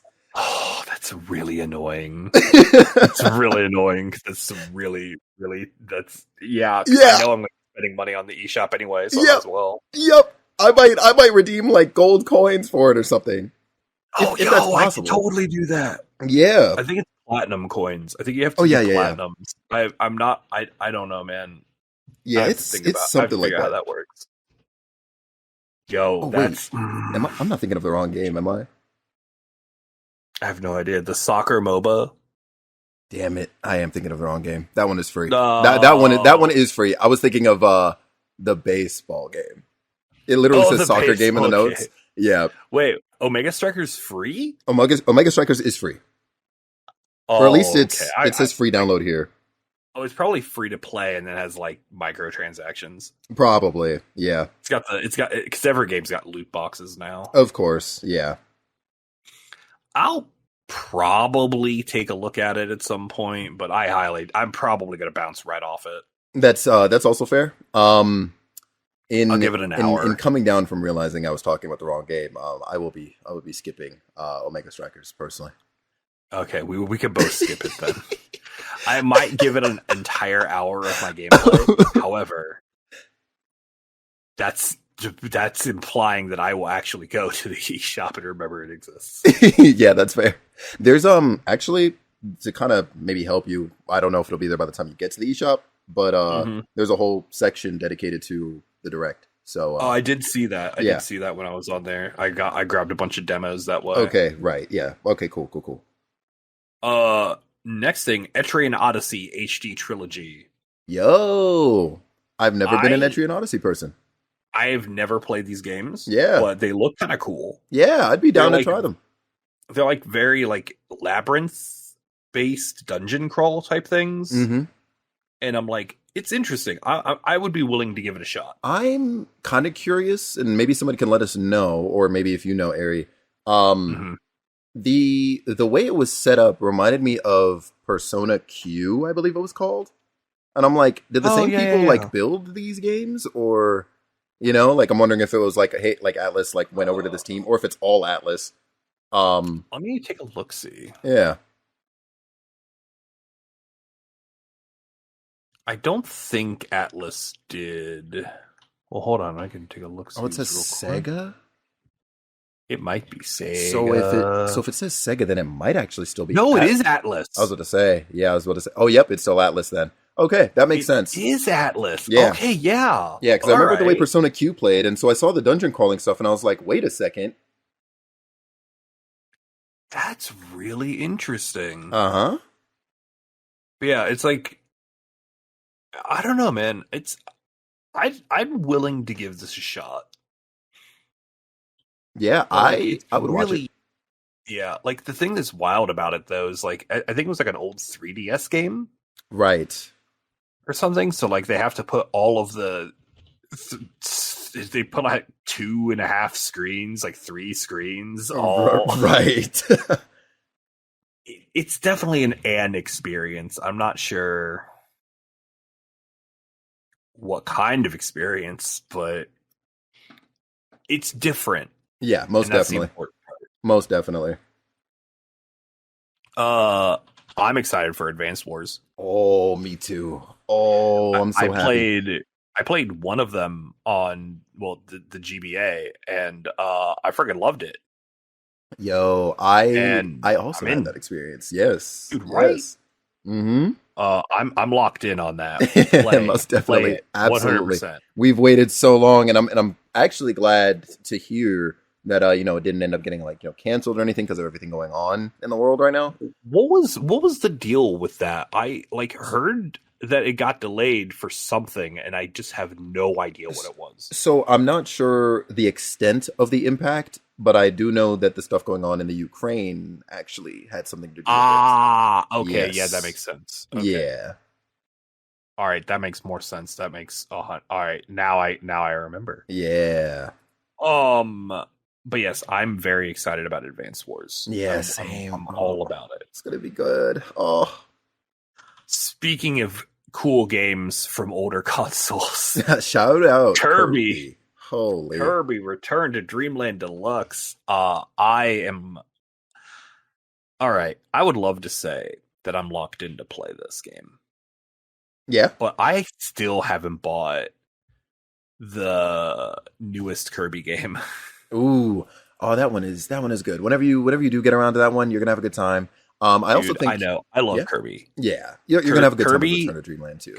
Kirby's Adventure for the NES was my first ever video game. Oh, that's cool. And I love it. So I'll play it. It's probably gonna take me a while to actually get around to buying it. Yeah. But, I would love to replay that game. That's cool. I like that. I played this game when it was on the Wii. Yeah. And can attest. It's fun. You know what I'm saying? Enjoy it. Mm-hmm. I'm curious and also happy to see that it's getting basically a new set of content, that new epilogue it's got or whatever. Mm-hmm. Kind of curious to see how that'll go. But still, I'm I don't think I would rebuy the game and maybe possibly purchase extra content. I don't know how they're working that. So I think it's just that they've added the epilogue into the game. Okay. So that's the deluxe part. Right. That makes sense. Okay. Yeah. I don't think it's a separate purchase. They just said you have to actually beat the game to get to it. That makes sense. Okay. Thank God. Yeah. I'm still skipping this one myself. That's super fair. That's Kirby games. I feel like Kirby games are something you already know what your opinion on a Kirby game is. Right. You either like Kirby games or you don't care for Kirby games. Right. And I love Kirby. Kirby makes me happy. He puyos. That he does. Yeah. Are we gonna do this ranking for all of these games? I was wondering, and then I really looked at some of them, and I was like, well, there's definitely some we could talk about in here. So sure, let's get it. All right. So we had the Virtual Console announcements for Game Boy and Game Boy Advance stuff, and I have a smattering of titles. This is not all of the titles because I couldn't. It was fast, and I was lazy. I know I'm a fake content creator. Never that. There was Tetris, Hooray. Which is not on this list, and I don't need another Tetris in my life. I have to have 5. I have at this exact moment access to 5 Tetrises. Wow. And I don't need another one, so I'm not going to play the Game Boy Advance. I'm not going to play the Game Boy Tetris. Yeah. Even if I just wanted to do it to listen to the music, I could just listen to that music. Literally that. Yeah. Yeah. I don't know, man. But Super Mario Land 2. I couldn't. 6 golden coins. God. Masterpiece. I looked at this and I said, who asked for this? Because you did. You were the whole time they were doing the Game Boy stuff. They're who asked for this? I'm first off, I did. I was humbled very quickly. I can't even lie. I was Super Mario Land 2 is one of the best Game Boy games. Yeah, it is. And it actually is. I just have some some not so great memories playing it, and I just Have you considered not sucking at Mario games? dang. You know what? I'm gonna have to take that one into consideration. Thank you. Oh my god. But yeah, man, like I don't know, man. Super Mario Land 2, I'm pumped for it. I'm gonna play that. I did play that already. It's also true.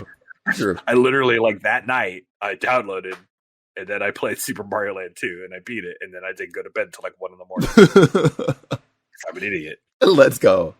Wario Land 3 I'm actually pumped for because I haven't played it yet, so I'm going to. Yeah, I would also play that one. I'm not gonna lie to you. Yeah. Like because I loved the original Wario Land. That game was dope. Yeah. And I just never played. I didn't even know until like relatively recently that there were more than the one. Oh, really? Yeah, because Wario Land is just Super Mario Land 3 Wario Land. Right. And then Wario Land 3, I just thought people were like, oh, okay, Wario Land, Super Mario Land 3, Wario Land. I just thought that was the same game. It's not. That makes sense. But whatever. What are you thinking on Metroid 2 though? So this is going to be crazy, right? I am a lover of Metroidvanias. Have not played a Metroid game. Like, well, at least not the actual 2D side scrolling ones.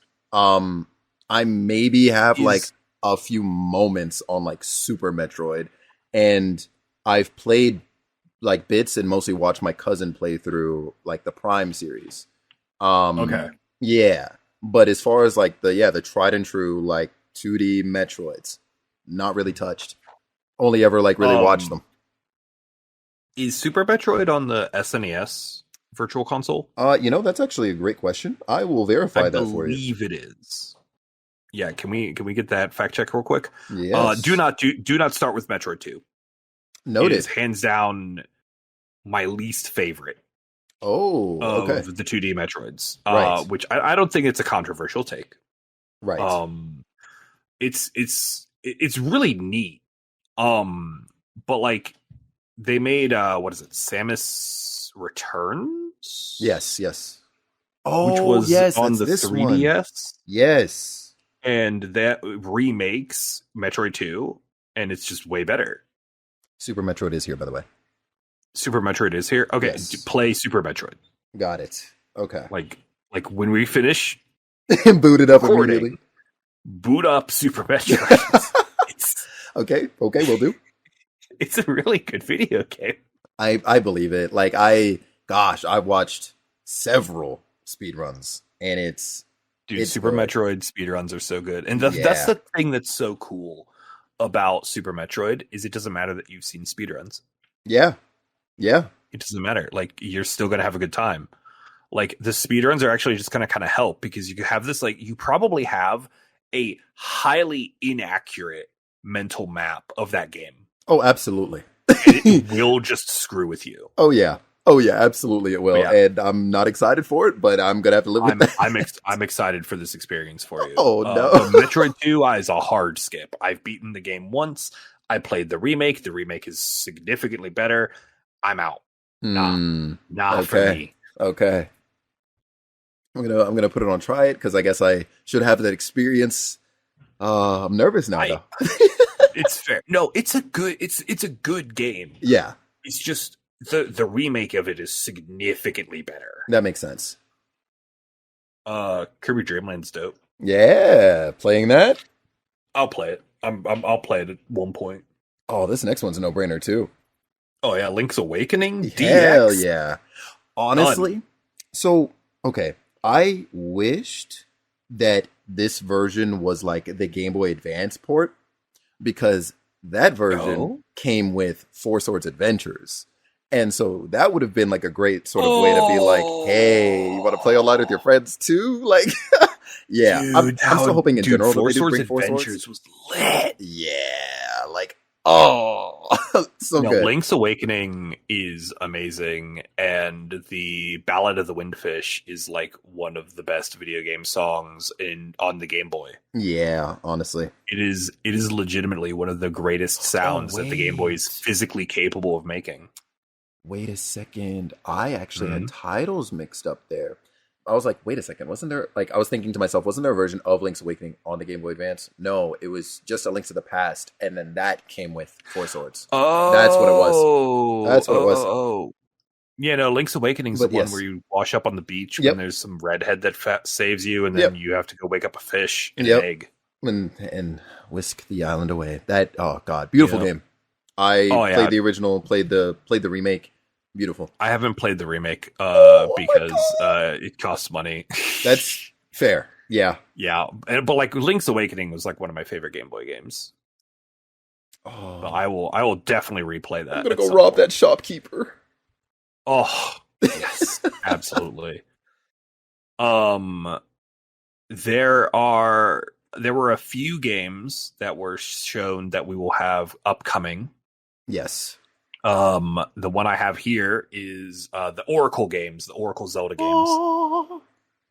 Those are incredible. Yeah, and anyone who says otherwise is wrong. I honestly kind of sat back and I was hoping like maybe this would be a good opportunity for them to bring in that like mysterious third game that was like speculated or confirmed. I don't remember which. It was speculated. Okay.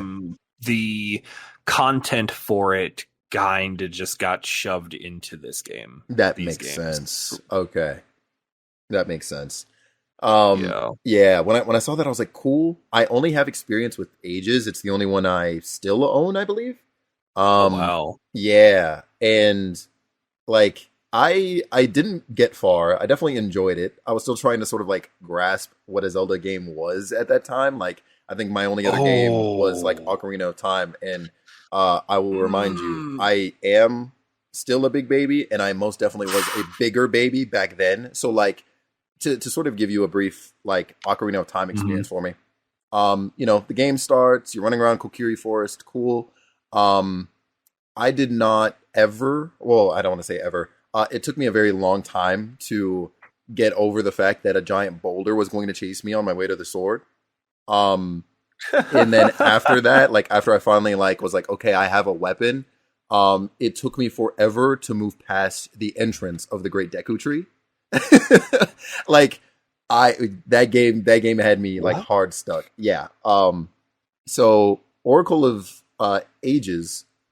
I remember starting that and being like, what the heck is going on? And I would just kind of wander around aimlessly and make bits of progress. I would actually manage to like trigger certain dialogues with like characters. Ages, yeah.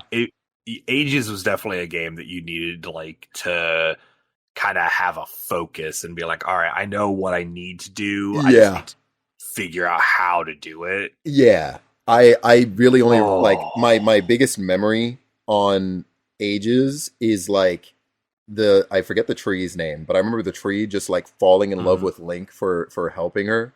And I like looking at it now, I'm like, that game was a fever dream for me. Oh yeah, dude, some wild stuff happens in those games. Yeah, like I was just like, I'm just here to help Nehru. Like I don't remember what happened to her, but I'm here to help her. I don't know what's going on with you, Miss Tree. What do I have to do? What is going on? Got to play it. Yeah, I really want to. I really want to replay these games. Yeah, they are definitely on my like list of. I've only ever gotten to play through them once. Okay, yeah, and they're probably the Zelda games I have the least playthroughs of. Honestly, yeah, same here. I love Zelda. Zelda's so good. Oh, I have something that's not on this list that I definitely wanted to talk about. The Pokemon TCG Game Boy game. Oh my god! Yes! I don't know how that's not on the list. Can you please add that to the list so we can talk about it? Freaking dude, the Pokemon TCG Game Boy game was freaking hype. Yes. Honestly, I glossed over it in my original reaction, but You Yes. mentioned it offhandedly, and you're like, and you're like, oh, the OST on that is fire, and I'm like, Yep. yes, the OST on that is fire. Yep. It's dope. I will 100% be playing that. Yeah, I gotta Yeah, go I think back we to it both too. will play Hmm. it. Um, After that though, we had the Game Boy Advance stuff. Yes. Super Mario 3 Advance. Yay. I don't need another port of that game, man. I Yeah. actually used to have, I don't know if I still have them, but I used to have e-reader cards for that. Oh yeah, me too. Actually, Yeah, shout out I think it e-reader. came with it might have come with a pack. I'm pretty sure. Yeah. I was always confused on like how you would get more of those packs, but I also never looked into it as a kid, to be honest. I just assumed they were at the game store, but then I never saw any. Right. Yeah. I feel like it's like with the amiibo cards. It's like the Animal Crossing amiibo cards. It's Mhm. like they're hypothetically at a GameStop, Right. but like you can't find them. Yeah, like dang near never. Like imagine being like 12, right? In the year of our Lord 2020 and amiibo cards are coming out with this new Animal Crossing game and you're like, "All right, how do I get them?" Right. Cuz like I barely when I was that age, I barely understood how to get like Pokemon cards. Right. Yep. Yep. They like I would just see them in a store be like, Mom, can I have Pokemon cards?" And then she's like, yes. And I didn't understand why some stores had them and others didn't. Right. Same here. My gas station has Pokemon cards now, though. Ooh, hey, that's actually pretty cool. I almost legitimately bought a pack of Pokemon cards in my Speedway. I was like just sitting there, about to pay for gas. And I look over, I'm like, is that Pokemon? And he's like, yeah. I'm like, how much is a pack of Pokemon? He's like, $4. I'm like, Ooh. no. Dangerous. That's dangerous It territories was right there. dangerous. I'll probably poke around the Mario Kart, Game Boy Advance Mario Kart. I got to do it to him, you know? I don't think I've ever played the Game Boy Advance one. Really? Oh, it's Yeah, like I'm pretty sure it's like a I remake. never of owned the- it. I think it's a remake of the SNES one, if I remember correctly. I So if you played that one, I played 64, okay, okay, and then there was one for the DS. yeah, there was, yep. Was that I Double love that Dash? game. DS was no, it's just Mario Kart DS. Double Dash is GameCube. Okay, yeah, Mario Kart DS. Yeah, that's the one I had. Okay, nice. I Double Dash was the missed one that that had two two racers. two racers. Yeah, like on a okay. cart. Yeah, God, Yeah, I need them to bring back that idea. To be honest, so much that potential. was a in really that. cool idea. Yeah, and as a random thing too on the topic of Mario Kart, I want to say that I wish Nintendo would do like I guess a download play option again. I don't think it exists on the Switch. Download play. Yeah, so you could do a thing, right? I'm going to use Mario Kart DS as my example. So, for various titles on the DS, if you had a copy of the game and I came over to your house and I hit that app, the download play app, you go into the multiplayer and I would be able to play with you as like a ghost of some sort. But like on Mario Kart DS, I believe, unless there was an unlockable way to play him, that was the only way you were able to play Shy Guy. With DS download play on Mario Kart DS. Yeah. Yo. Yeah, and like you couldn't I don't think you could customize your card or anything, but like whatever, like Shy Guy's here. And you would actually get the colored Shy Guy that matched your like DS's theme color. What? Yeah. Yeah. Cool as hell. They need to bring something like that back. Like they absolutely need to bring something like that back. All right. Real world question. Yeah. All right. You had a 3DS. Yes. Shoot, I'm charging it right now.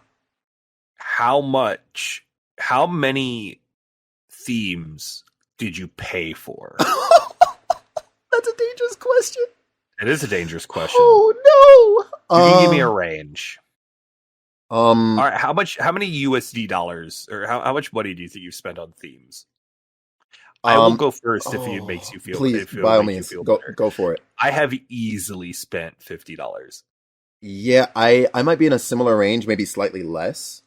Okay. Um, Don't you feel better? Now that you know you're oh, in good company. 3DS themes were so good. Oh, Dude, I've owned one of every DS variant that's cool. That's very, very cool. Actually, over the years. same, pretty much. Like, I think I've avoided the 3DS XL because I ended up getting like the 3DS LL, I think it was called, at least in Japan, and it was the one that actually lets you like change the faceplates. Yeah, Oh, I I'm so got, dude, jealous. I got the freaking. I'm gonna flex real quick. I got the freaking like 20th anniversary, I think it was, like Pokemon ones. And yeah, so I have the Blastoise faceplates like in a drawer somewhere, and right Oh, now I'm it's got like so Charizard insanely on it. jealous. Like, oh, I waited so long. Like, I was willing to purchase like from another country to get one of these because I really liked the idea of faceplates. Uh-huh. Um, yeah, and so they finally launched. Like, I think this was one of the maybe two ways you could get this version in America. Um, and yeah, you best believe I went all Oh in. my god, Yeah. dude, I feel that. No, I bought every Zelda Oh, oh 3DS. my gosh. Yeah, I'm envious of Um that. and my last 3DS I had um was the Majora's Mask new 3DS XL. Oh my gosh, that's the one that nobody can find anymore and everybody wants. I owned two of those. Whew! Because I needed to get a 3DS for my wife so we could play Yeah, Pokemon together. yeah, And that was legitimately, this is a real ass fact. That was the only one I could find that's amazing. That is because the absolutely amazing. Walmart was legitimately out of the normal ones. Yeah, They had wow. two of those, and they were the only 3DSs in town. Holy. I'm like, how do you have these? Wow. Oh my gosh. Yeah, that's Yeah. amazing.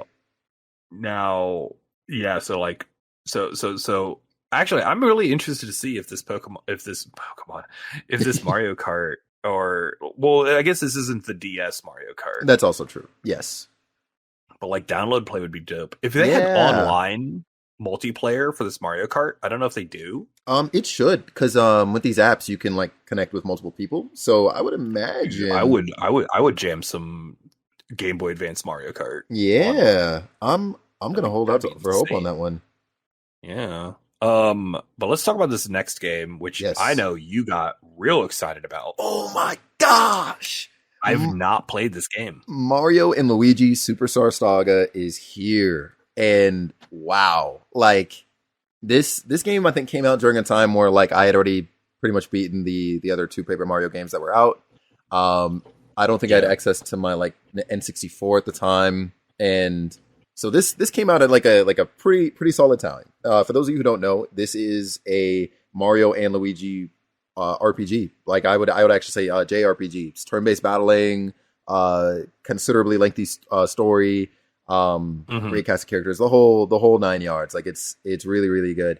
Um, wow, dude, it's you gotta play it sometime too. Like add it to the list. Yeah. Um, It's basically like the spiritual successor to like the Paper Mario games, yeah, right? it's like if they took the idea of like a Mario RPG and just turn it took it into like a third direction.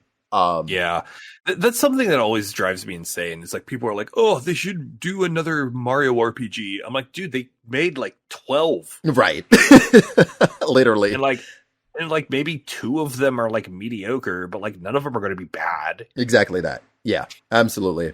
Yeah, like Yeah, Mario and Luigi games have been like something I've kind of been on my radar. I almost picked up Bowser's Inside Story at one point. apparently that game is amazing. That is one that I've not Yeah, gotten to. Yeah, yeah. yeah. I definitely plan on playing it at some point. It's super good. One of my favorite, like, well, I don't want to say one of my favorite Too many memes games, man. come from this, but yeah, there were way too many games. Um, but somebody like did a sort of like meme rendition of like Superstar Saga, and like I just think of it so fondly. I gotta find that later. Um, Mhm. but yeah, no, I like the approach to combat. I like the idea that like Mario and Luigi will literally tag team in combat, and they'll like hit each other with their hammers and like knock each other into enemies, and it's just it's so very cool. slapstick. Yeah, so cool. So many great ideas. They've evolved that idea into so many things too, and that's why the Mario and Luigi series ran on for so long. Yeah, so definitely check out the origins of that, I would say. Oh yeah, so I will definitely try to play that at Let's some go. point. I'm looking forward to it. Legend of Zelda: The Minish Cap, though. Yo, that's my jam. That actually, this is the last Zelda game that I don't have on some sort of virtual console or like a current console. So Minish Cap like hasn't had a port, like I think ever. Yeah. And so having it on for this virtual console is like big for me. Yeah, when I saw it, I was like, "Oh my gosh!" Because I have like a Game Boy Advance like cart of it. It's like literally the only Game Boy Advance game I own physically. Yeah, I don't have a way to play it, but I own it. Oh my gosh! Time to go and collect some Kinstones. I'm so pumped for it. I loved that game. And then the two games that are like coming out that I picked out, Kirby and the Amazing Mirror, which is oh my god, that is my favorite Kirby game. Well, I really hope that has online multiplayer. I really need that to have online multiplayer, and I need to jam I need to play multiplayer with that game with friggin' everyone. You listen to me right now. They don't have a choice. All right, there better be online play for that game. Or dude, if there's not online play, we are rioting. Yo, I was already mad enough that it wasn't a launch title with these apps. I couldn't believe it. Oh, I was like, "There's no way you." There's like 6 Game Boy games. Yeah. How? Yeah, I don't. How hard is it? I don't know. I don't know what's going on. I don't know. There's like 1 billion Game Boy games. Yeah, there are way too many. What's going on here? And like 2 of them that they picked are like wild too. It was like what was it, like Fatal? I don't know. It was like some sort of horror game. Yeah, there's a horror game. I don't remember the name of. It's not on the list because I didn't care about it. And then like Fox Time, and then like a port of like some Game and Watch games. Like, who cares? Yeah, there's so many good games. That's the thing that drives me insane about some of these. Is like, okay, there's some games that like no one's ever heard of them, but that's good from like a game's preservation perspective, right? But like, there's so many games. Yeah. Like that could be here. Yeah. And aren't. And it drives me nuts. I'm like, who made this decision? Yeah. But like Amazing Mirror, I'm definitely gonna tag into that. Yes. Like that's something I'm definitely gonna be playing at some point. And I definitely am replaying Golden Sun. Oh, you best believe. I have been hype. Like, I've been thinking, like, oh man, I should play Golden Sun for stream. For like a hot minute. And now that I can, and like, it's not even hard. Right? So I'm like sitting here, I'm like, oh, I got to like a emulator, all this stuff. No, I could just play it. Yep, literally. On my Switch. Yeah, listen, Golden Sun and Amazing Mirror, Nintendo, if you're listening, we need those to be the first 2 titles you add to the Game Boy Advance app. Thank you very much. Because there's just no way. I do know there's also... Sorry. No, you're good. I do know there's also some Fire Emblem games. Yeah! Oh my gosh. I think Binding Blade... No. Binding Blade is only in the Japanese version of the Virtual Consoles. What? Because there's never been an American translation. There's no English translation of that game that's official. My gosh. I'm pulling up Duolingo right now. I can't take this. Yeah. It's okay. Apparently that's the bad one. Oh. But like, we're getting other Fire Emblem games that are better than that one, so it's fine. Yeah, I'm excited. I forget what the full, like, I guess title of it is, but there's one with somebody who for no reason other than he just radiates main protagonist energy, Elliewood, who is Roy's dad. Yo. And I believe it's also the game that Lynn is from, and Lynn's a popular character. Oh yeah, I like Lynn. Yeah, like I'm excited to see that on the Game Boy Advance because I believe that was one of the ones shown. Everything I know about Fire Emblem comes from Smash Bros. That's fair. Yeah. And like the week that I played Fire Emblem Heroes on my Switch, right, or on your phone. Yeah, on my phone, on my mobile game. Yeah, yeah. No, that is extremely fair. Boomer. Dude, I was skeptical when I saw Game Boy. I'm like, come on, you got to give us something better than Game Boy. And then Game Boy Advance. Yeah. All right, like, where's our GameCube? They played the jingle. Right. See, that's what I wanted at first. And they were like, hey, we have some news about, our Nintendo Online. And I was like, GameCube.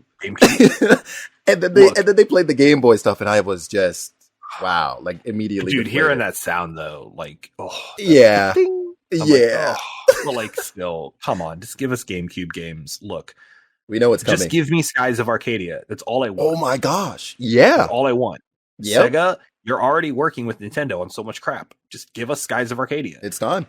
Just do it. How many USD dollars do we need to toss at this? Like, I will take a straight port. It doesn't need to be like a remaster. It doesn't need to be a remake. I will take a port of Skies of Arcadia Legends right now. Thank you. Releases later today. Thanks. Yeah, Speaking true. of releasing later that day, Metroid Prime. Holy. Wow. I was so scared it was going to be $60 or maybe even $70. Yeah. $40. I was pleasantly happy to hear that. Honestly, I was so pumped. It's digital. Yep. Apparently it was like, apparently like the physical copies are coming out, and I'm gonna get it digitally. Yeah. They're dropping February 22nd, if I believe correctly. Yeah. Remember correctly. And when I say I'm gonna get it digitally, I mean it's literally downloading. Like I got it before we started. Yep. Nice. Dude, Metroid Prime is, that menu music, dude. When that music kicked in, lie. Yeah, that's nostalgic. Did you play it originally? I did try it. Okay, good. Yep, and I will be trying it again. Oh, dude, I need. Man, Metroid Prime, like, good. That was my jam. Yeah. I 100%ed that game. Ooh, yeah, that's love. And I 100%ed that game after I discovered at 99%, that there's an enemy that shows up once that I missed, and I had to redo the whole thing.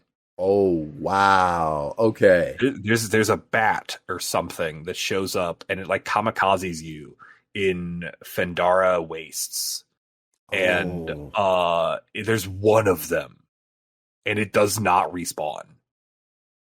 Dang! What the heck? Yeah, get wrecked. I love Metroid Prime. I'm going to play it. I'm going to play it a bunch. I'm going to feel good about my life and life choices that brought me to that decision. As you should. Next game's kind of weird. The Master Detective Archives, I think it was Rain Code. I'm going to be 100%. Yeah, it was hard to read. Yeah. It's the Danganronpa Professor Layton. Yep. I'm on a hard skip. I do not care about this video game. I am actually on try.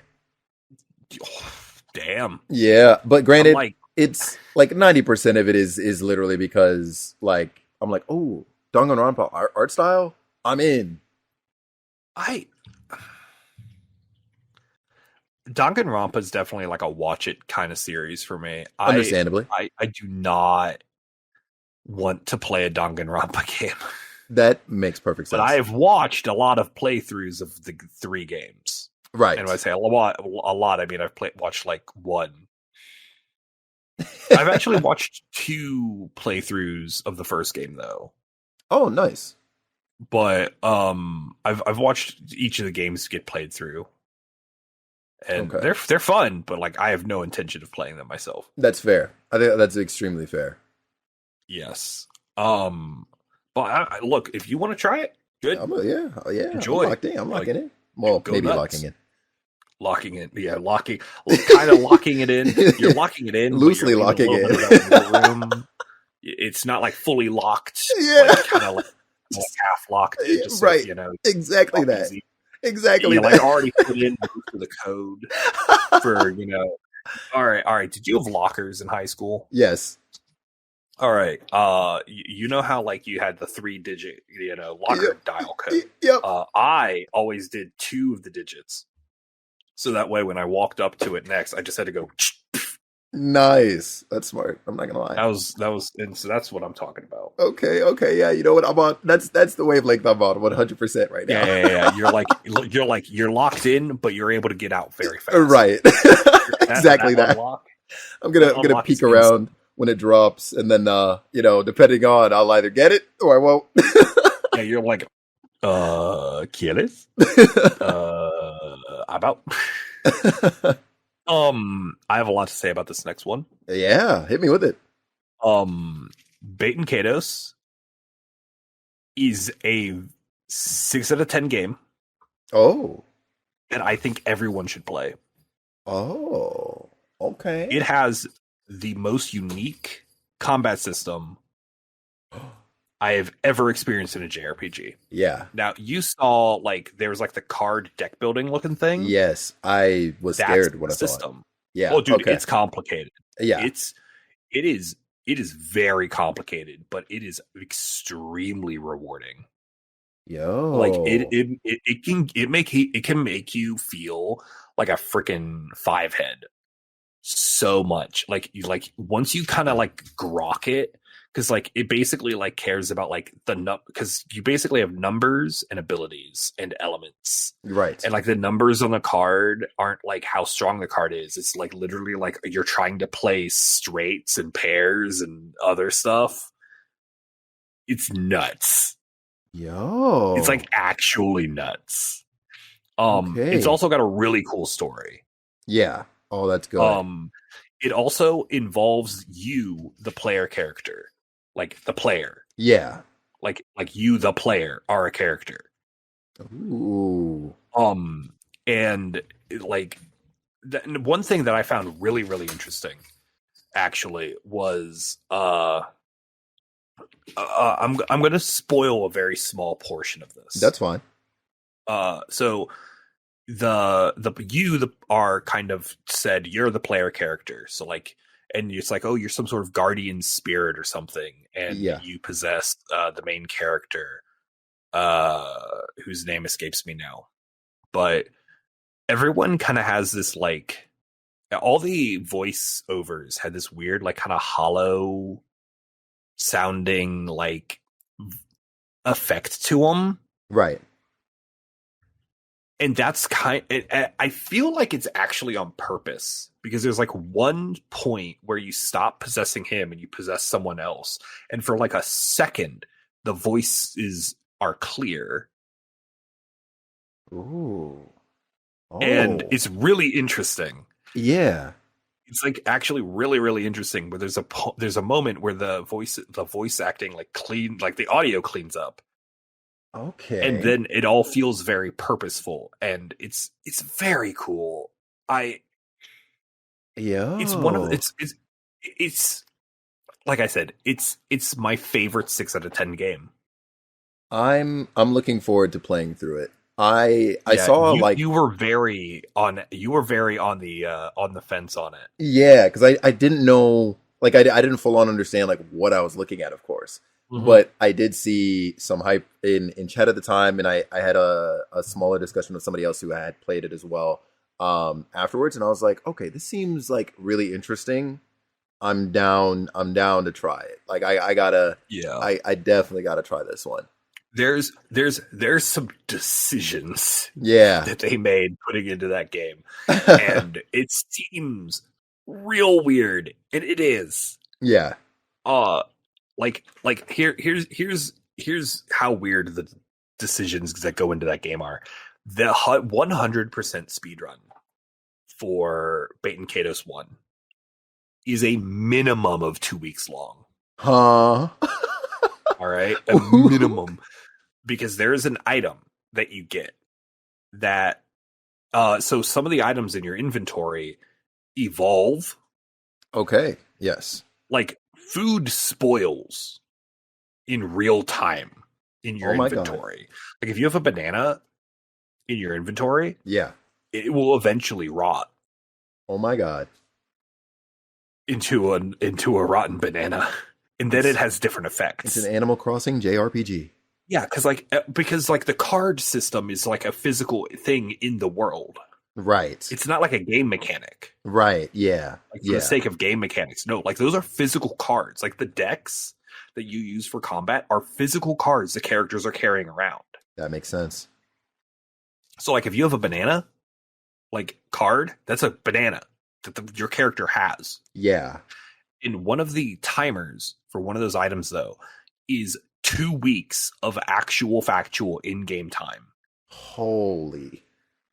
So the 100% speed run has to wait 2 weeks. Oh my God. And it's part of a trading quest. It's part of like a trade sequence. So you can't even like get to the final boss and be like, all right, it evolved, let's go.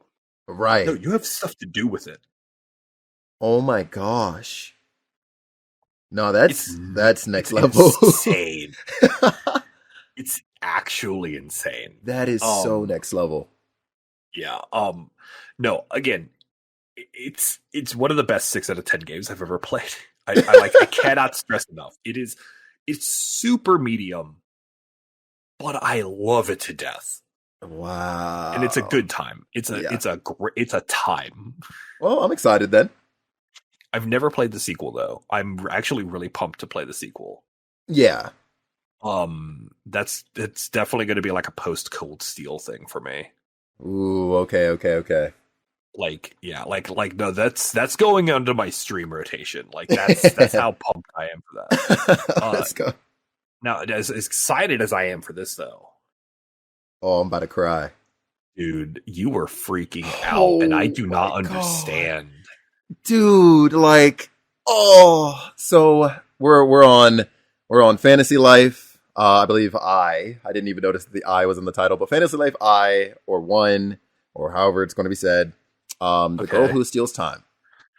All right, and the splash Fantasy Life made on my life at the time, and it's like it's weird, right? Because at its core, it's really just like an adventure RPG, and like everybody's cute and stuff, but like whatever. There's cool character customization, and one thing that I found really unique about Fantasy Life systems is the way it handles classes, and they're called lives. So like the way they talk about it, it's kind of like, I guess sort of kind of what like people might say about like real life, right? Where it's like, hey, you're born, you grow up, and as you develop and stuff, like you'll probably gravitate towards a certain career path, right?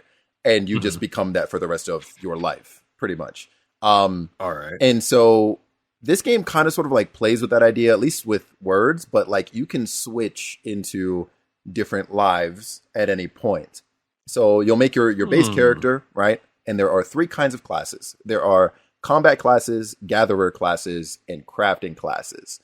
And so like, combat, you know kind of what to expect, right? You've got like your warrior type, there's a mercenary, hunter, so bow and arrow, and like magician.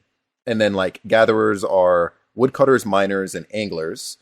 Crafting is chef, tailor, blacksmith, and alchemist. And I think there's carpenter as well. And what's cool about it is that like these classes, even though like I said, you can like switch into them and stuff at like almost any time, I believe, but they all like kind of intermingle with themselves. So like for example, while you're leveling up, let's say I start the game and I'm a woodcutter, and woodcutters gain like strength and dexterity. There's another class, or there are 2 classes that'll make use of one of those 2 stats. So woodcutter is a gatherer class. Then in crafting, maybe like, I guess carpenter would be a good complement, right? So being a carpenter would make use of my growing or already grown by the time I switch into it, carpenter class. And then strength would go towards like mercenary or paladin or whatever other class that uses it. And so there's like this really neat little like system in place when it comes to all the way the classes are handled. And And the story is just like really, really like it's quirky and light and fun, but there are also like kind of sort of like real themes. The first game, to sort of briefly go over it, the first game, stars you like the silent protagonist, and randomly like a meteor or a meteorite, small little rock flies in through your house, right? Not a whole meteor, but there's like a disturbance in the force, right? There's a disturbance in the force, and your kingdom is made aware of this, and it turns out that like some sort of like darkness is approaching, right? It's very typical like high fantasy stuff. And you come across this little butterfly afterwards as well that joins you on your journey, becomes your little Navi, and you basically learn that for whatever reason, it seems like people have like, I guess, given up on, I guess like believing in the light in the world or something like that, something to that effect. And so that's actually taken a toll on the world, and you've basically got to you've got to fix it. You got to reinvigorate people from all over the world. And gather all of their like renewed wishes into one, so that you basically you stop this calamity from happening. But all of the things that happen in between, just the way it handles like everything all at once is just so freaking good. And Fantasy Life came to me at a very, very good time. And I always wished, I was like, dang, it would be nice if we got like a Fantasy Life 2. But then, of course, time did its thing, and the 3DS died. We got a DLC for Fantasy Life, and that was cool. It was a nice little like bow on top of the way that story concluded. Don't want to get into it in case anybody happens to pick up the game at any point for whatever reason. Definitely recommend it. Another cool thing about it too is that much of the story, or like pretty much the entirety of the game, could be played in online co-op. Oh, yes. So like, imagine now you're in a world where you're playing with a friend, and they've got like different like class types that they're going for than you, and you just help each other get through the game. It's just cool, just freaking cool. Level 5 absolutely outdid themselves with that game, and so to see that we're getting a Switch version, or like a Switch sequel, I should say. Oh my god! Like, yeah. Give I me wasn't that. Understanding it is a sequel, correct? Yes. This isn't like the first one remade. It's not a remake. Okay. Yeah. It's completely new. I didn't understand. Yeah. Okay. So is it co-op? Is there like a multiplayer aspect in this game? I'm really hoping so. I don't see why they would like gravitate away from that. I also don't know what they might take from the mobile game that exists. I never really got to play it, but I do know that it is a thing right now. Yeah. But much of these designs look very much like they're from the first game. And I need it. I need it. There's time travel in this one now too. I'm aware that you can like build this town kind of, or like, shape the land maybe around an area at the very least. Kind of like it kind of gives me like a Dragon Quest Builders sort of vibe to it, but maybe that's because of the style. So maybe more like Animal Crossing if I'm using a more modern reference, or like a more known reference. Yeah. And it's just cool. I'm excited to see like for the static characters, I'm excited to see like how they're developed. Some of them will become your rivals depending on the class you pick, because obviously they have their own like lives that they're part of, and each life has their own like, I guess, kind of like guild and ranking system based on your experience with it, and so on and so forth. It's a whole thing. Like it's a really, really wild and just cool system. And I don't think I've seen anything like it in any other game I've played. Yeah. So to see a trailer for that, to see that it's hopefully coming out this year, and I only say hopefully because they only tagged on 2023, so obviously I think it's still subject to delays. So the fact that they're even shooting for this year, I'm like, yo, like I will drop everything for that. And yeah, I would be willing very much to do to do like a co-op playthrough of that. Yes. If that's such a thing, yeah, I would be very willing to do that. Yeah, I want to see like everybody play this. I'm like going around to friends, knocking on doors, like, hey, are you getting Fantasy Life? Or have you heard the good word of Fantasy Life? That is me. That is me. Yeah. No, I love it. It's just living for it. Yeah. Yes. Now, all right, we got to dip back down again. We got to lower the hype just a smidgen. Yes. And just I'm skipping Professor Layton. I don't care about Professor Layton. Likewise. All right, cool. We can just move on. Yep. Great. Thanks. I'm like, cool for everybody who loves it. Sorry. Definitely excited that you guys are getting a new game, because I do know that for a little while people were kind of worried about level 5 games. Like, people were kind of like, whoa, like, are you guys okay? Like, you guys have been kind of quiet. We haven't had like a Layton game in a while. I think maybe before this announcement, maybe one of the latest titles that they had under their belt was Luigi's Mansion 3, which I mean, huge still, but like, I also understand like it was kind of a dry spell even before that. So yeah, excited for those of you who are excited for Professor Layton. Definitely. And then there's some Mario Kart DLC, which is exciting. Yeah. Like Yoshi's Island. Yo, that music. Oh my gosh. That music. That music. Yep, that's gonna be a new favorite for the Mario Kart fans. Real quick, mini top 3 Mario Kart tracks. Oh my god. And why is it just Coconut Mall 3 times? There is no way, man. Why is it just Coconut Mall 3 times? I'm not gonna lie to you, I have a hot take. I actually don't really like Coconut Mall. I mean, the music, yes. Okay, but I don't really care for the track. Oh, I'm sorry. I meant like music. Oh, music-wise. No, I'm sorry. I realize that tracks can also mean track. We'll do top 3 like actual race tracks later. No, I want top 3 musics right now. Top 3 music. Ooh. And why is all 3 of them Coconut Mall? You're so silly. Let's do it. Oh wow. I believe it is Koopa Troopa Beach. I think that is Mario Kart 64.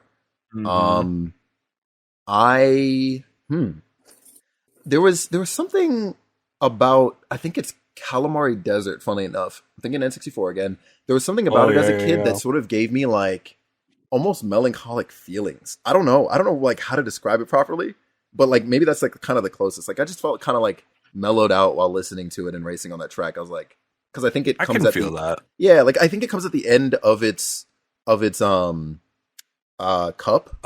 Course. Yeah. Its cup. And for some reason, I was just like, dang, like, yeah, this is the final race, huh? Like, we're here. Like, this is almost like a little victory lap for me right now. while I watch as a train almost like rams into me at full speed. The slowest train in the world. Yeah. Of all time. All right. Yeah. So Katamari Desert and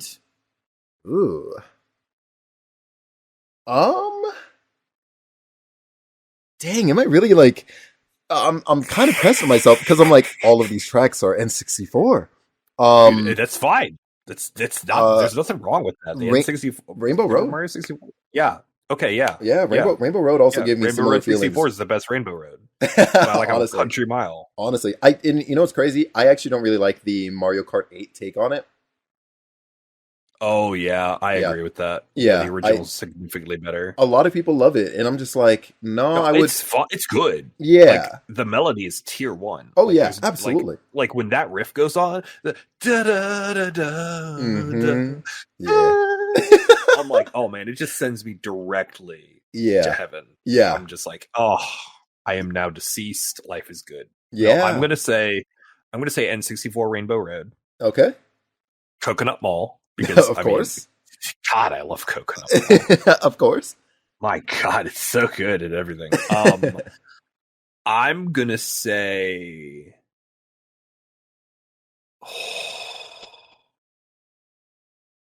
dude, Toad's Turnpike's pretty good. There's no way.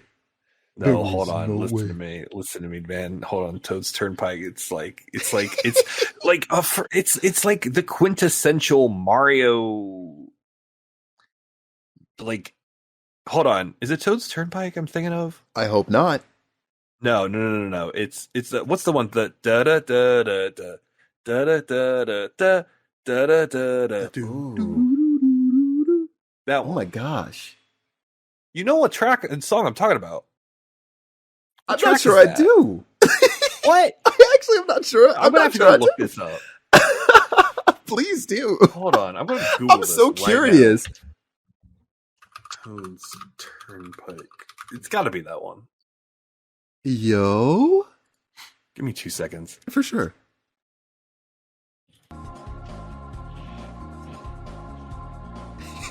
No, that's not it. Wait. Is it? I do remember this song. Yeah, this is not the one I'm thinking of. Okay, thank God, because I can't stand anything about Toad's Turnpike. What? I hate Toad's this Turnpike track. is dope. No. Hold on. I need Mario 64 music. I mean, here's Rainbow Road extended. I'm just gonna. Put Yeah, that just real later. quick. As a random aside for your N64 experience, have you played Bomberman Hero? Yeah, of course I have. Thank God. Wait, Like is not Bomberman Hero the same as Bomberman 64? No, different game. Bomberman Hero is an actual platformer. Do what? Yeah, dude. Let me tell you right now. If you haven't played Bomberman Hero, you missed out on one of the best OSTs in video game history. Yo, what is happening here? Wait, no, this. Okay, but then you see Bomberman 64 there, right? Yeah, wait. That's a different game. Yeah, Yeah, I played Bomberman 64. Okay. Bomberman Here's a separate. it's a different game. Yes. As you can see in that screenshot that you actually have pulled up there, like he's in the air, he's throwing a bomb. Like, yeah, it's a whole platformer experience. Whoa. Yeah, I just blew your freaking mind. I need that game on the N64 emulator immediately. Yo, hold the phone. I do need that. Yeah. Yeah, I'll definitely show you like a couple of tracks later. I'm gonna have to look up whatever track I'm thinking of. Yes. Editor Eric, figure that out. Yes. The do. You know what it is. Well, okay, he'll know what it is, but I we'll figure it out. Anyway, Mario Kart DLC is pretty cool. Yes. Got And Yoshi's Island Birdo. and Birdo. I'm happy And that 7 other tracks. yeah, true. Gosh. I'm happy to see that we're getting character DLC as well. I know that was like a concern or like a question that came up for people. Are we getting new characters? Cool. Yeah. There's I'm some like, hope. There's so many characters though already. Yeah, that is also true. But a lot of them are kind of like the same person. I mean, there's like 4 Peaches, but like yeah. I mean, did you see the like Mario Kart like mobile game? There's like 8 Peaches. That is also true. Yeah, Clone and City 2 in there, too. Rosalina. Yeah. First off, put some respect on her. But like second off, Nintendo, like we don't need that many Peaches. Yeah. Like how many Mario characters aren't in the I guess a lot of them I think are from like kind of sort of those third parties, like the Donkey Kong cast, right? Mm-hmm. Random little like Easter egg, I guess. Can we get funky mode? Yo, I would love to see Funky return, to be honest. Dude, right? He needs to be in something. Yeah. Funky coming back to Mario Kart would be nice. Diddy was actually on promo material for Mario Kart 8 when it was like on the Wii U. And he's nowhere to be seen in the full game. Is he not in the game? He's not in the game. Dude, there's so much crap in Mario Kart 8. I just don't know what is and is not in it. Yeah, that's fair. That's very fair. Uh-huh. Yeah. That's wild. Yep. But no, I mean, it's Mario Kart 8. I'm gonna be doing We're it. playing it. Obviously. I'll see you there. Yeah. I've got the online now too, so I can play with people. Thank you, Shy. Finally, thank you, Shy. So we can rapid fire the rapid fire part. Yeah, let's do it. Minecraft Legends is a hard skip for me. I don't care about it. It's whatever. Yep. I have no idea what Blanc is.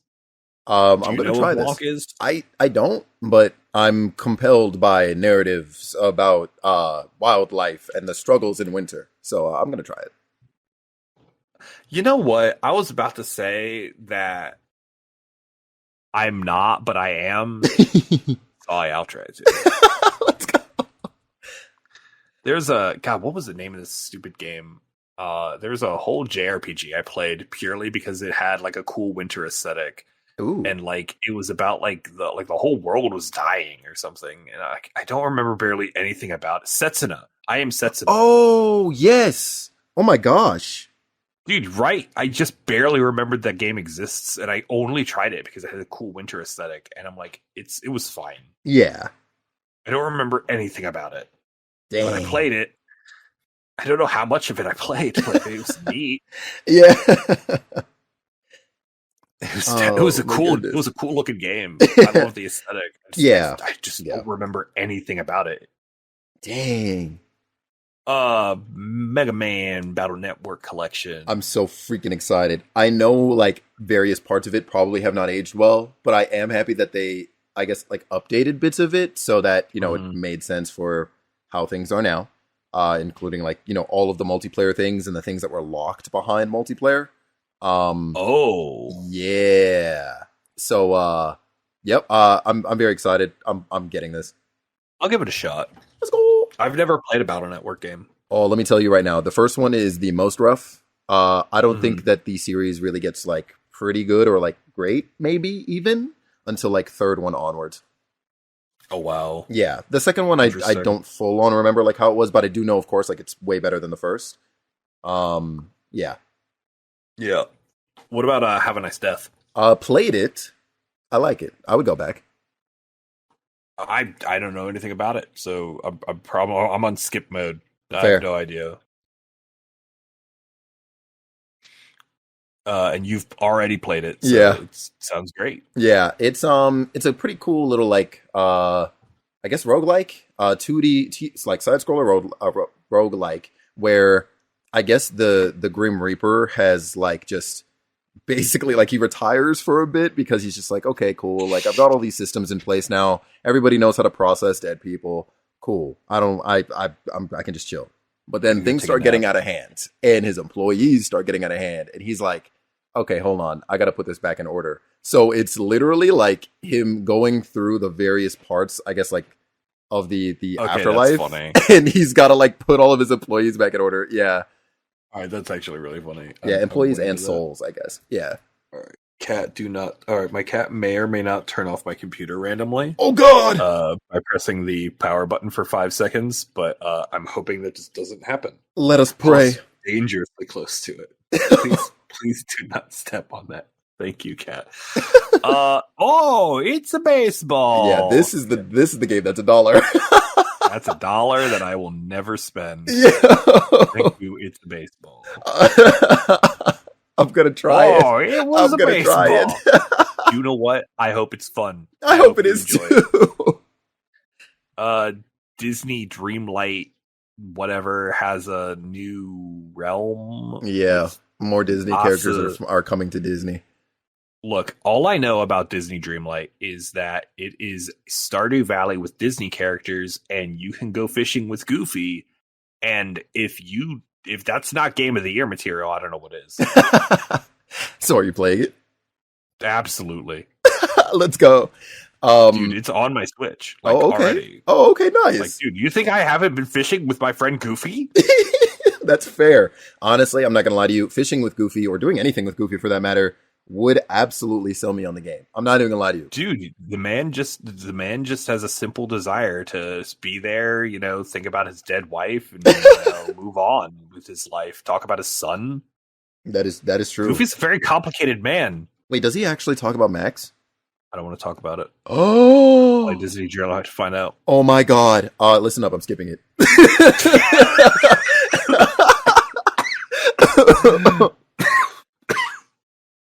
Excellent.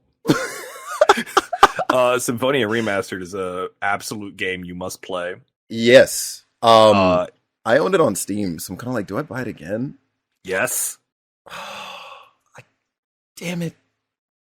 All right, I'm playing Wait for it to go on sale. That's fair, definitely buy it. Definitely buy it and definitely play it. Yeah. Have you ever played Symphonia? Oh yeah.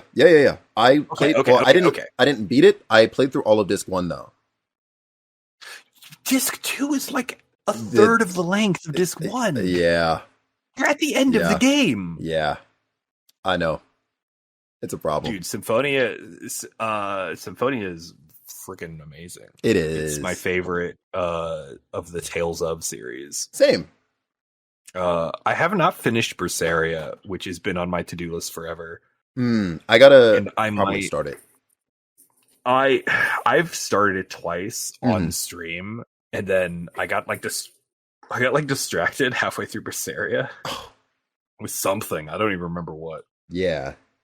And so that's fair. I should just finish it like in my own time. It's just so 100%. It's so hard to justify like playing a game, especially a JRPG, like off stream. That makes sense. Like, because it's like, why would I like? Because I could be making this into content. I feel like a lot of content creators, and I'm sure you get into this too. Like, which like you're playing a game and you're like, I could be doing this for stream. Yeah, absolutely. Like, I'm gonna tell you right now. On the side, I've been looking at the N64 catalog again because it's been a while since I've opened it. So updates, and I'm like, wow, Pokemon Snap is on here. I should just play it, relive my childhood to myself. And I'm like, but then I could also stream. Dude, I've been really hardcore. I've been really adamant for a while that like, and we can finally talk about it. The Legend of Zelda: Breath of the Wild, Tears of the Kingdom. Yeah, I've been really adamant that I kind of want to do it on my own. Yeah, but I also really kind of want to just do like a comically long stream when that game comes out. Oh yeah. For those of you who follow us in social spaces, you probably may know, probably may, anyways. That I that I tweeted out after that direct. I was like, listen, when this game comes out, because it comes out like less than a week after my birthday, I'm doing a 24-hour stream of that. Like the first day of it being out, I am streaming it. There is no way. I don't know if I saw that tweet because Twitter just doesn't show me tweets. Oh, we love that. Yeah, Twitter's been a funny place. Twitter's been so broken for the last week. Yeah. It's barely functioning at this point. Honestly, yep. Follows are broken. Like I think if you try to follow somebody new, it'll be like your following list is full, and it's like, huh? I don't know if that's still the case, but it definitely was for like 2 days. So I have a theory. I have a pet theory. So that I don't know I don't care if it's true or not. But my pet theory is that they were like, all right, we're shutting down the API. Only paid people can have access to the API now. Right. And I think that they didn't realize, or whoever was doing it didn't realize that the Twitter uses the Twitter API. And so Twitter didn't add Twitter to the correct, to the approved people list. Oh my God. I'm very willing to bet that that's the case. Yeah. I'm extremely willing to bet that that's the case. That's gotta be it. Wow. And they couldn't figure it out because he's fired all the people that know how Twitter works. Yeah, and that's, man, what a character. Say it like that. What a fun thing that's happened. Anyway, why were we talking about that? We're trying to talk about Zelda. Oh, yeah, it's because I mentioned on Twitter. Yeah, I'm playing that game 24 hours straight for sure. And I'm like sitting here trying to figure out myself what is my game plan. Because fun fact, this is an actual fun fact. I don't know if the video is still in existence because it wasn't on my channel, but one of the first live streams I ever did was Breath of the Wild. Ooh, yeah. A midnight pre-release, or midnight release. I went to the GameStop and then I went over to my local game store, and me and two other guys, we all sat down with Breath of the Wild, and we all were streaming like simultaneously on this account. Like I had a big switcher. Yeah. And we were just taking turns like being on the screen. And That's we're all cool. just playing it at the same time and having just a blast. That is so cool. And it was super fun to play it with someone. I think like have that sense of exploration like with two other people. Right. Yeah. That is cool. And like I would love to be able to be like, all right, like on one hand I want a game that's for me. Yeah. Right. Yeah. And Breath of the Wild, like I did have like my initial, 4 hours of Breath of the Wild were like a public thing, but like the rest of that game was my time. Yeah. And I feel like that might be what I end up doing. Like I will do. I was about to say. Like that might not be a bad idea. And like I think I'm kind of convincing myself like when that game comes out, like the second that thing's available, I will definitely like probably stream a very long amount of time. Yeah. God, if it's like a midnight digital, yeah, it probably will dude, that's a problem. Yeah. Dude, I am 30 or 40 years old and I am not able to do that anymore. I hear you there. Like I definitely won't be grabbing it, I guess the second it actually launches, but I will be up the next morning to be one of the first people to get it at a store. Like I just went out today and I put down a deposit on a collector's edition. Dude, you got a collector's edition? Yeah, that's like I don't know if you saw at any point. Like I was like, oh, I just made it home, or I'm on my way home during anime night. But yeah, I was out. That's what you're doing? Yep, I was out placing my pre-order because I didn't see it online anywhere on the game site or GameStop Canada like store. And I haven't seen any listing yet on Best Buy either. So I called and I was like, hey, are you taking or are you still taking pre-orders for this? And they were like, yeah, you should definitely get that in soon because we don't really know what like our allocation is going to be like yet. So I said, I'm getting up right now. I was going to wait and be like, maybe I'll check in a few days. But the GameStop here at the very least is like very, very finicky. And I speak from like the experience of having worked there for about 3 years. All right. Yeah. So I was like, I'm going to go and I'm going to like place this right now. just because I, one, don't have to pay it in full right away.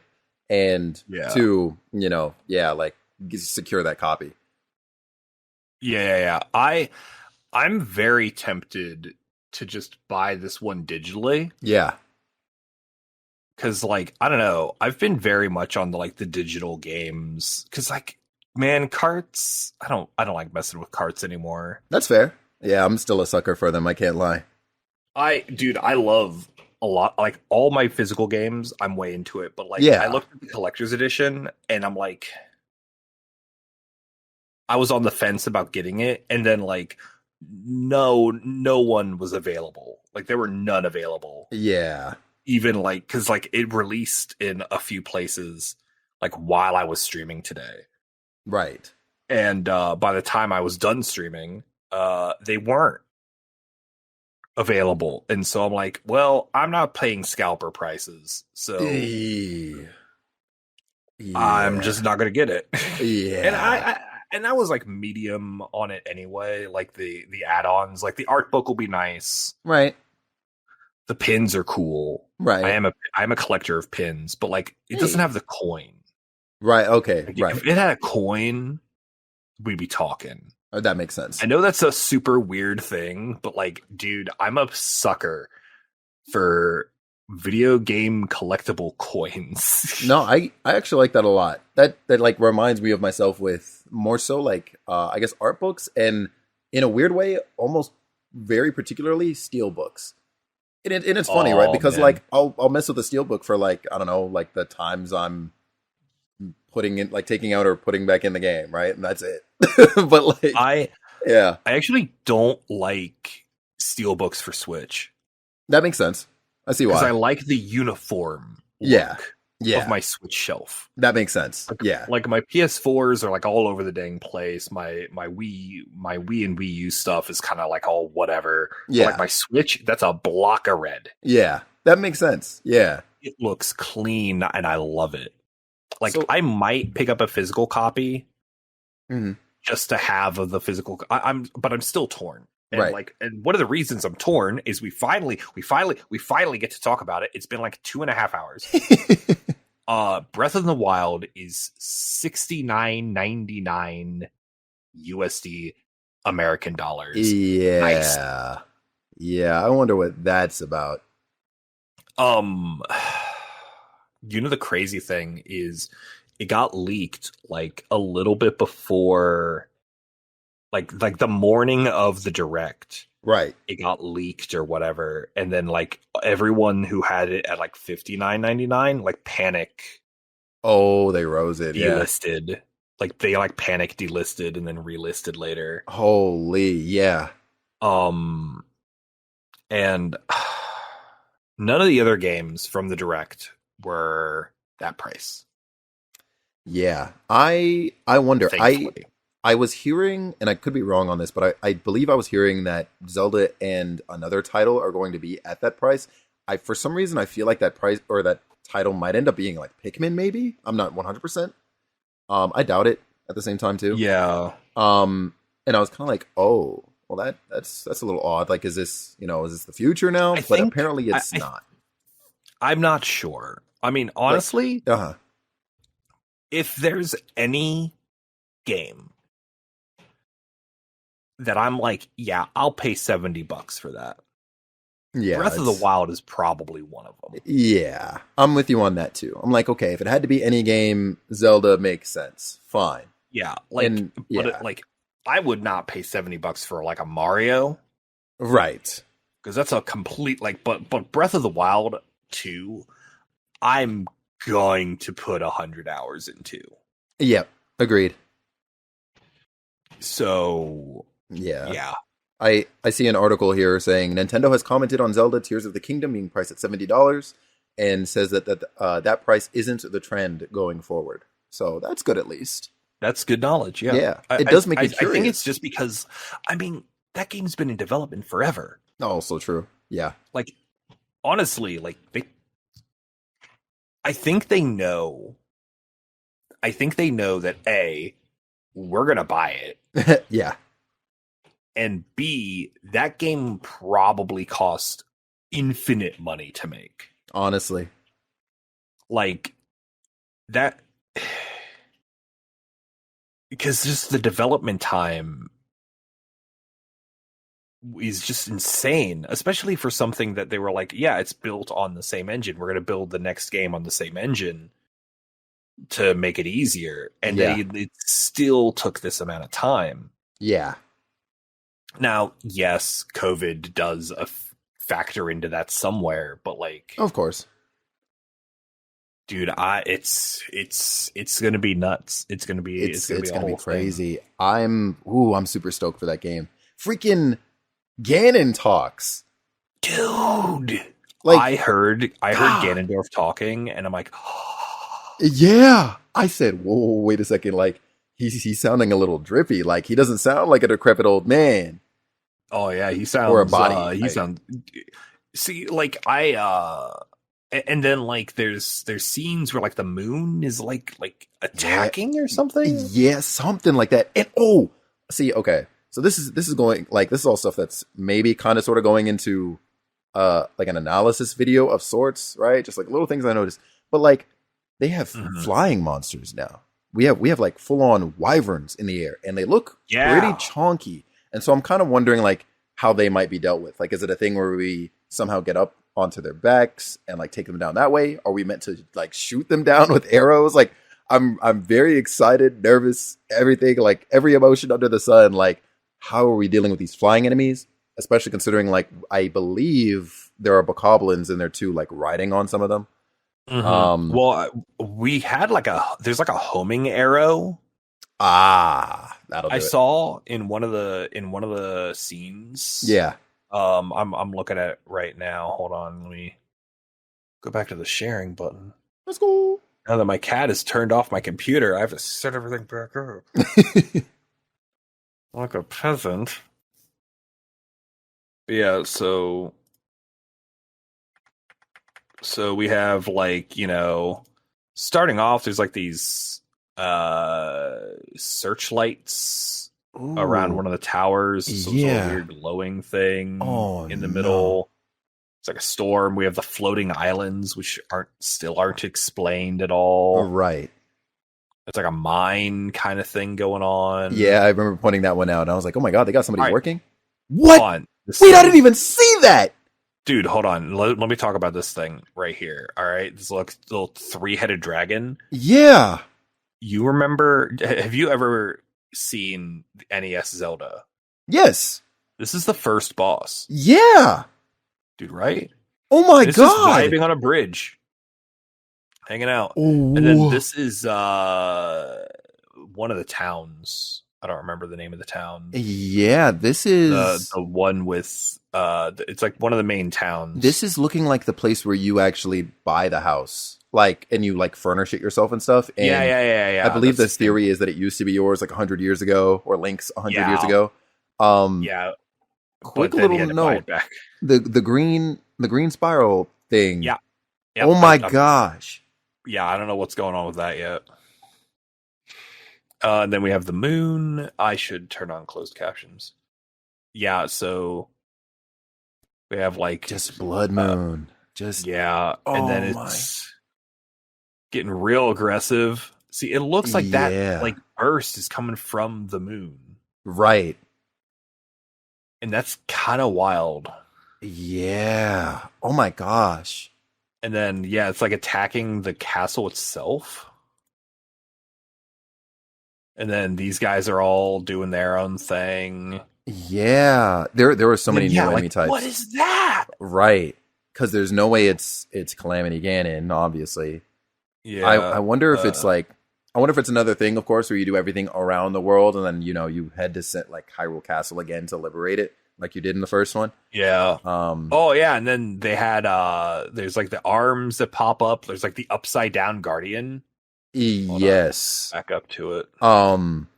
That's kind of neat. That stuck out to me too. Have you seen or played Age of Calamity? I have not actually. Yeah, it's been on my to-do list forever, but it's just not. It's just a video game, man. Solid game. I think you'll enjoy it. I really enjoyed the other Hyrule Warriors, so I look forward to trying it at some point. It's just again time. Yeah, most definitely. So what about that though? For some reason, like seeing the Guardian arms kind of just reminded me of like the little baby Guardian that is in that game. Yeah, I've seen that. Yeah. It's like an upside. It almost just looks like an upside down Guardian. Literally, though. Yeah, you're right. Straight up. And then you've got more of these idiots. Homie in the back. Definitely. Yeah. I was like, okay, so he's not as big as like the Hinox there, right? Or the Hinox, however you say it. He's a little like, medium or large sized Bokoblin type. And I said, what? Oh yeah. Yeah. New enemy types, excited to see that. We got the glider back. Hold on. Really long grass. What's this? Yeah. Hello? It's just vibing. Yep. Just chilling in the back. I like the Epona consistency here. It almost looks like a elephant. Yeah, I see that shape for sure. Or like a like what is it moving? I wonder about that. Hold on. Is it moving or is it the camera that's moving? Camera. Hold on. We can slow this baby down.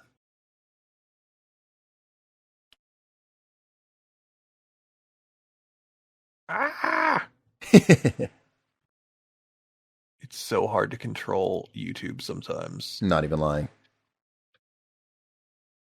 It's so hard. I think it's moving. I think its legs are moving. I see why you say that. I think it's the camera. Watch right. I think that's camera. Yeah, I think it is the camera. All right, yeah, you're right. And God. then just some more combat. This What in the blocky hell boy! is that? Yeah. What is that? It's one blocky boy. That's all I got. It's just Yep, a blocky boy. That's really it. This is gonna be fun to edit. The Pokemon later. devs definitely got to look at development of this game. Dude, there's a couple bosses in like Nier games that are just this, and I'm like, yeah, pretty much. and I'm like, nah, I'm in, dude. Just it's one blocky boy just hanging out on what I assume is a sky island. Oh, and then we got Ganondorf. Yep, good old Ganon. Jeez. And then, whoa, hold the phone. Oh, okay. I think that's like the pedestal he was standing on, but obviously it's like raising. And now he's like getting up. Yeah. Yeah, that's kind of wild. Oh, jeez. Yeah, this is just like, oh man. Oh, I can't wait. Like, look at all that. There's so, like so another much. Dude. And then we have like yeah, that going on, like crop circles. Yeah, bird's the bird. word. Oh yeah, here's the homing arrow. You can even see. Yeah. What the? It's like a little homing arrow. All right, he became Sonic. Yeah, so I cheated a little bit. Right? And I watched a Grand Pooh Bear video. Okay. Talking about this trailer. You see these little guys right here? Yeah. Do you remember those little guys? Okay. Yeah. Remember those little guys. So that we have these mechanisms. Yes. It's not a tilt mechanism anymore. It's use the magnesis or something. Oh, I love that. Oh yeah, you have some sort of like weird bazooka. Yeah, I love that. Like a bazooka, like a. So yeah, that it's is like so cool. It's like a lacrosse. Yeah, like it kind of reminds me of the Dominion rod in Twilight Princess if it was larger. If it was a cannon. Yeah, that too. Because he's doing like a full arm swing. Okay. Yeah. Now hold on. Yeah, and then we have Zelda and some sort of crazy dress thing. Yeah, going on here. This looks neat. Yeah. God. Yes, then more of that. But yeah, hold on. So he just pulled a tire out of a swamp. Oh my God, yes. And then so he just built this car. Oh my God. They've been watching like Zelda speedrunners or Breath of the Wild speedrunners. Right. And then you could build like a hot air balloon. And then, hey, you remember those fans? Oh, yeah. Wow. Yeah. You remember those fans? Yeah. I think this is like a door. That's got to be, right? Yeah, something like that. Or like one of those just random steel platforms. Oh my gosh. From Mount Doom or whatever. Right. Oh, also orb. Yeah, yeah. Uh-huh. Just casual orb. Oh my gosh. Yeah, I'm... Dude, this is going to be such a cool game, man. Yeah, I'm so excited to see look at all this crap in the sky. Right. Like, there's going to be so many, like, obviously, like, very different playthroughs. Oh, yeah, look at that. Yep. So many different playthroughs of this game. And so many different things are going to happen. And I'm so excited to see what everybody discovers when this comes out. Dude, I know. And it's going to be wild. Absolutely wild. God. Dude, man, it's going to be something, man. I'm excited to an unreasonable degree. So, obviously we're, in the try it category, right? Yes. Yes. Oh yeah. Oh yeah. We are in there like swimwear. Absolutely. Oh, dude, yeah. I'm going to clock an easy 100 hours into this game. Oh yeah. Yeah, absolutely. The easiest 100 hours of my life. And then like come back to it maybe like once or twice a year or something just to randomly do things in it. Yeah. Oh yeah. I mean, actually, you want to know a fun fact? Yeah. about Breath of the Wild, the first one. I actually had it on Wii U originally. Ooh, one of the rare few. I encountered a bug that I don't think I've ever seen replicated anywhere else. So I was doing Varuto, the elephant, yes, divine beast in Zora's Domain. Yes. And so to beat it, you have to get up to it, and there's like some balls on its shoulder. Yes. That you have to blow up. The balls didn't spawn. Oh. For me. Oh, what the heck? And I was really confused. I'm like, because I was like sitting there, I'm like, what's happening here? What's going on? And I'm like, am I doing it wrong? And I like watch, I was like, it's like day 2, right? It's like the game has been out for literally like 30 hours. Yeah. And I'm like, what is going on here? And I'm like looking it up, and I'm like trying to find information, because like trying to find information at that point was like impossible. Right. Yeah.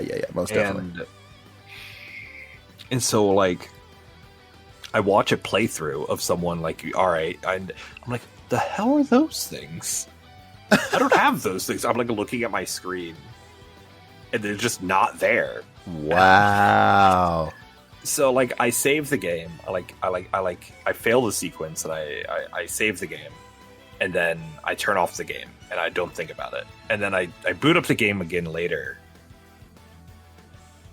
and it's there. Oh wow! All of a sudden, all's well. Okay. Yep. I just heard like a billion noises, and I'm like, oh god, the cat's moving again underneath. We need to wrap this up before the cat turns off their PC again. Yes. Also, I have no idea how long this is, because I don't have a recording anymore. We're at about 2 minutes shy of 3 hours. Jesus. All right. Well, I knew this was going to be either really, really long or really, really short, and it ended up being really, really long. God. Y'all, this has been the Nintendo Direct. And obviously, we like video games. Yeah. Let us know what your thing that you're really excited for down there in the comments below. Tell us why our favorite game is bad and or good. And I hope you have a great day. Felix, thank you so much for this nonsense. Of course. As always, thank you very much for having me on, as you do. And make sure you take care out there, everyone. All right? Be safe and eat well and sleep well and all that good stuff. Yes. Goodbye. Bye.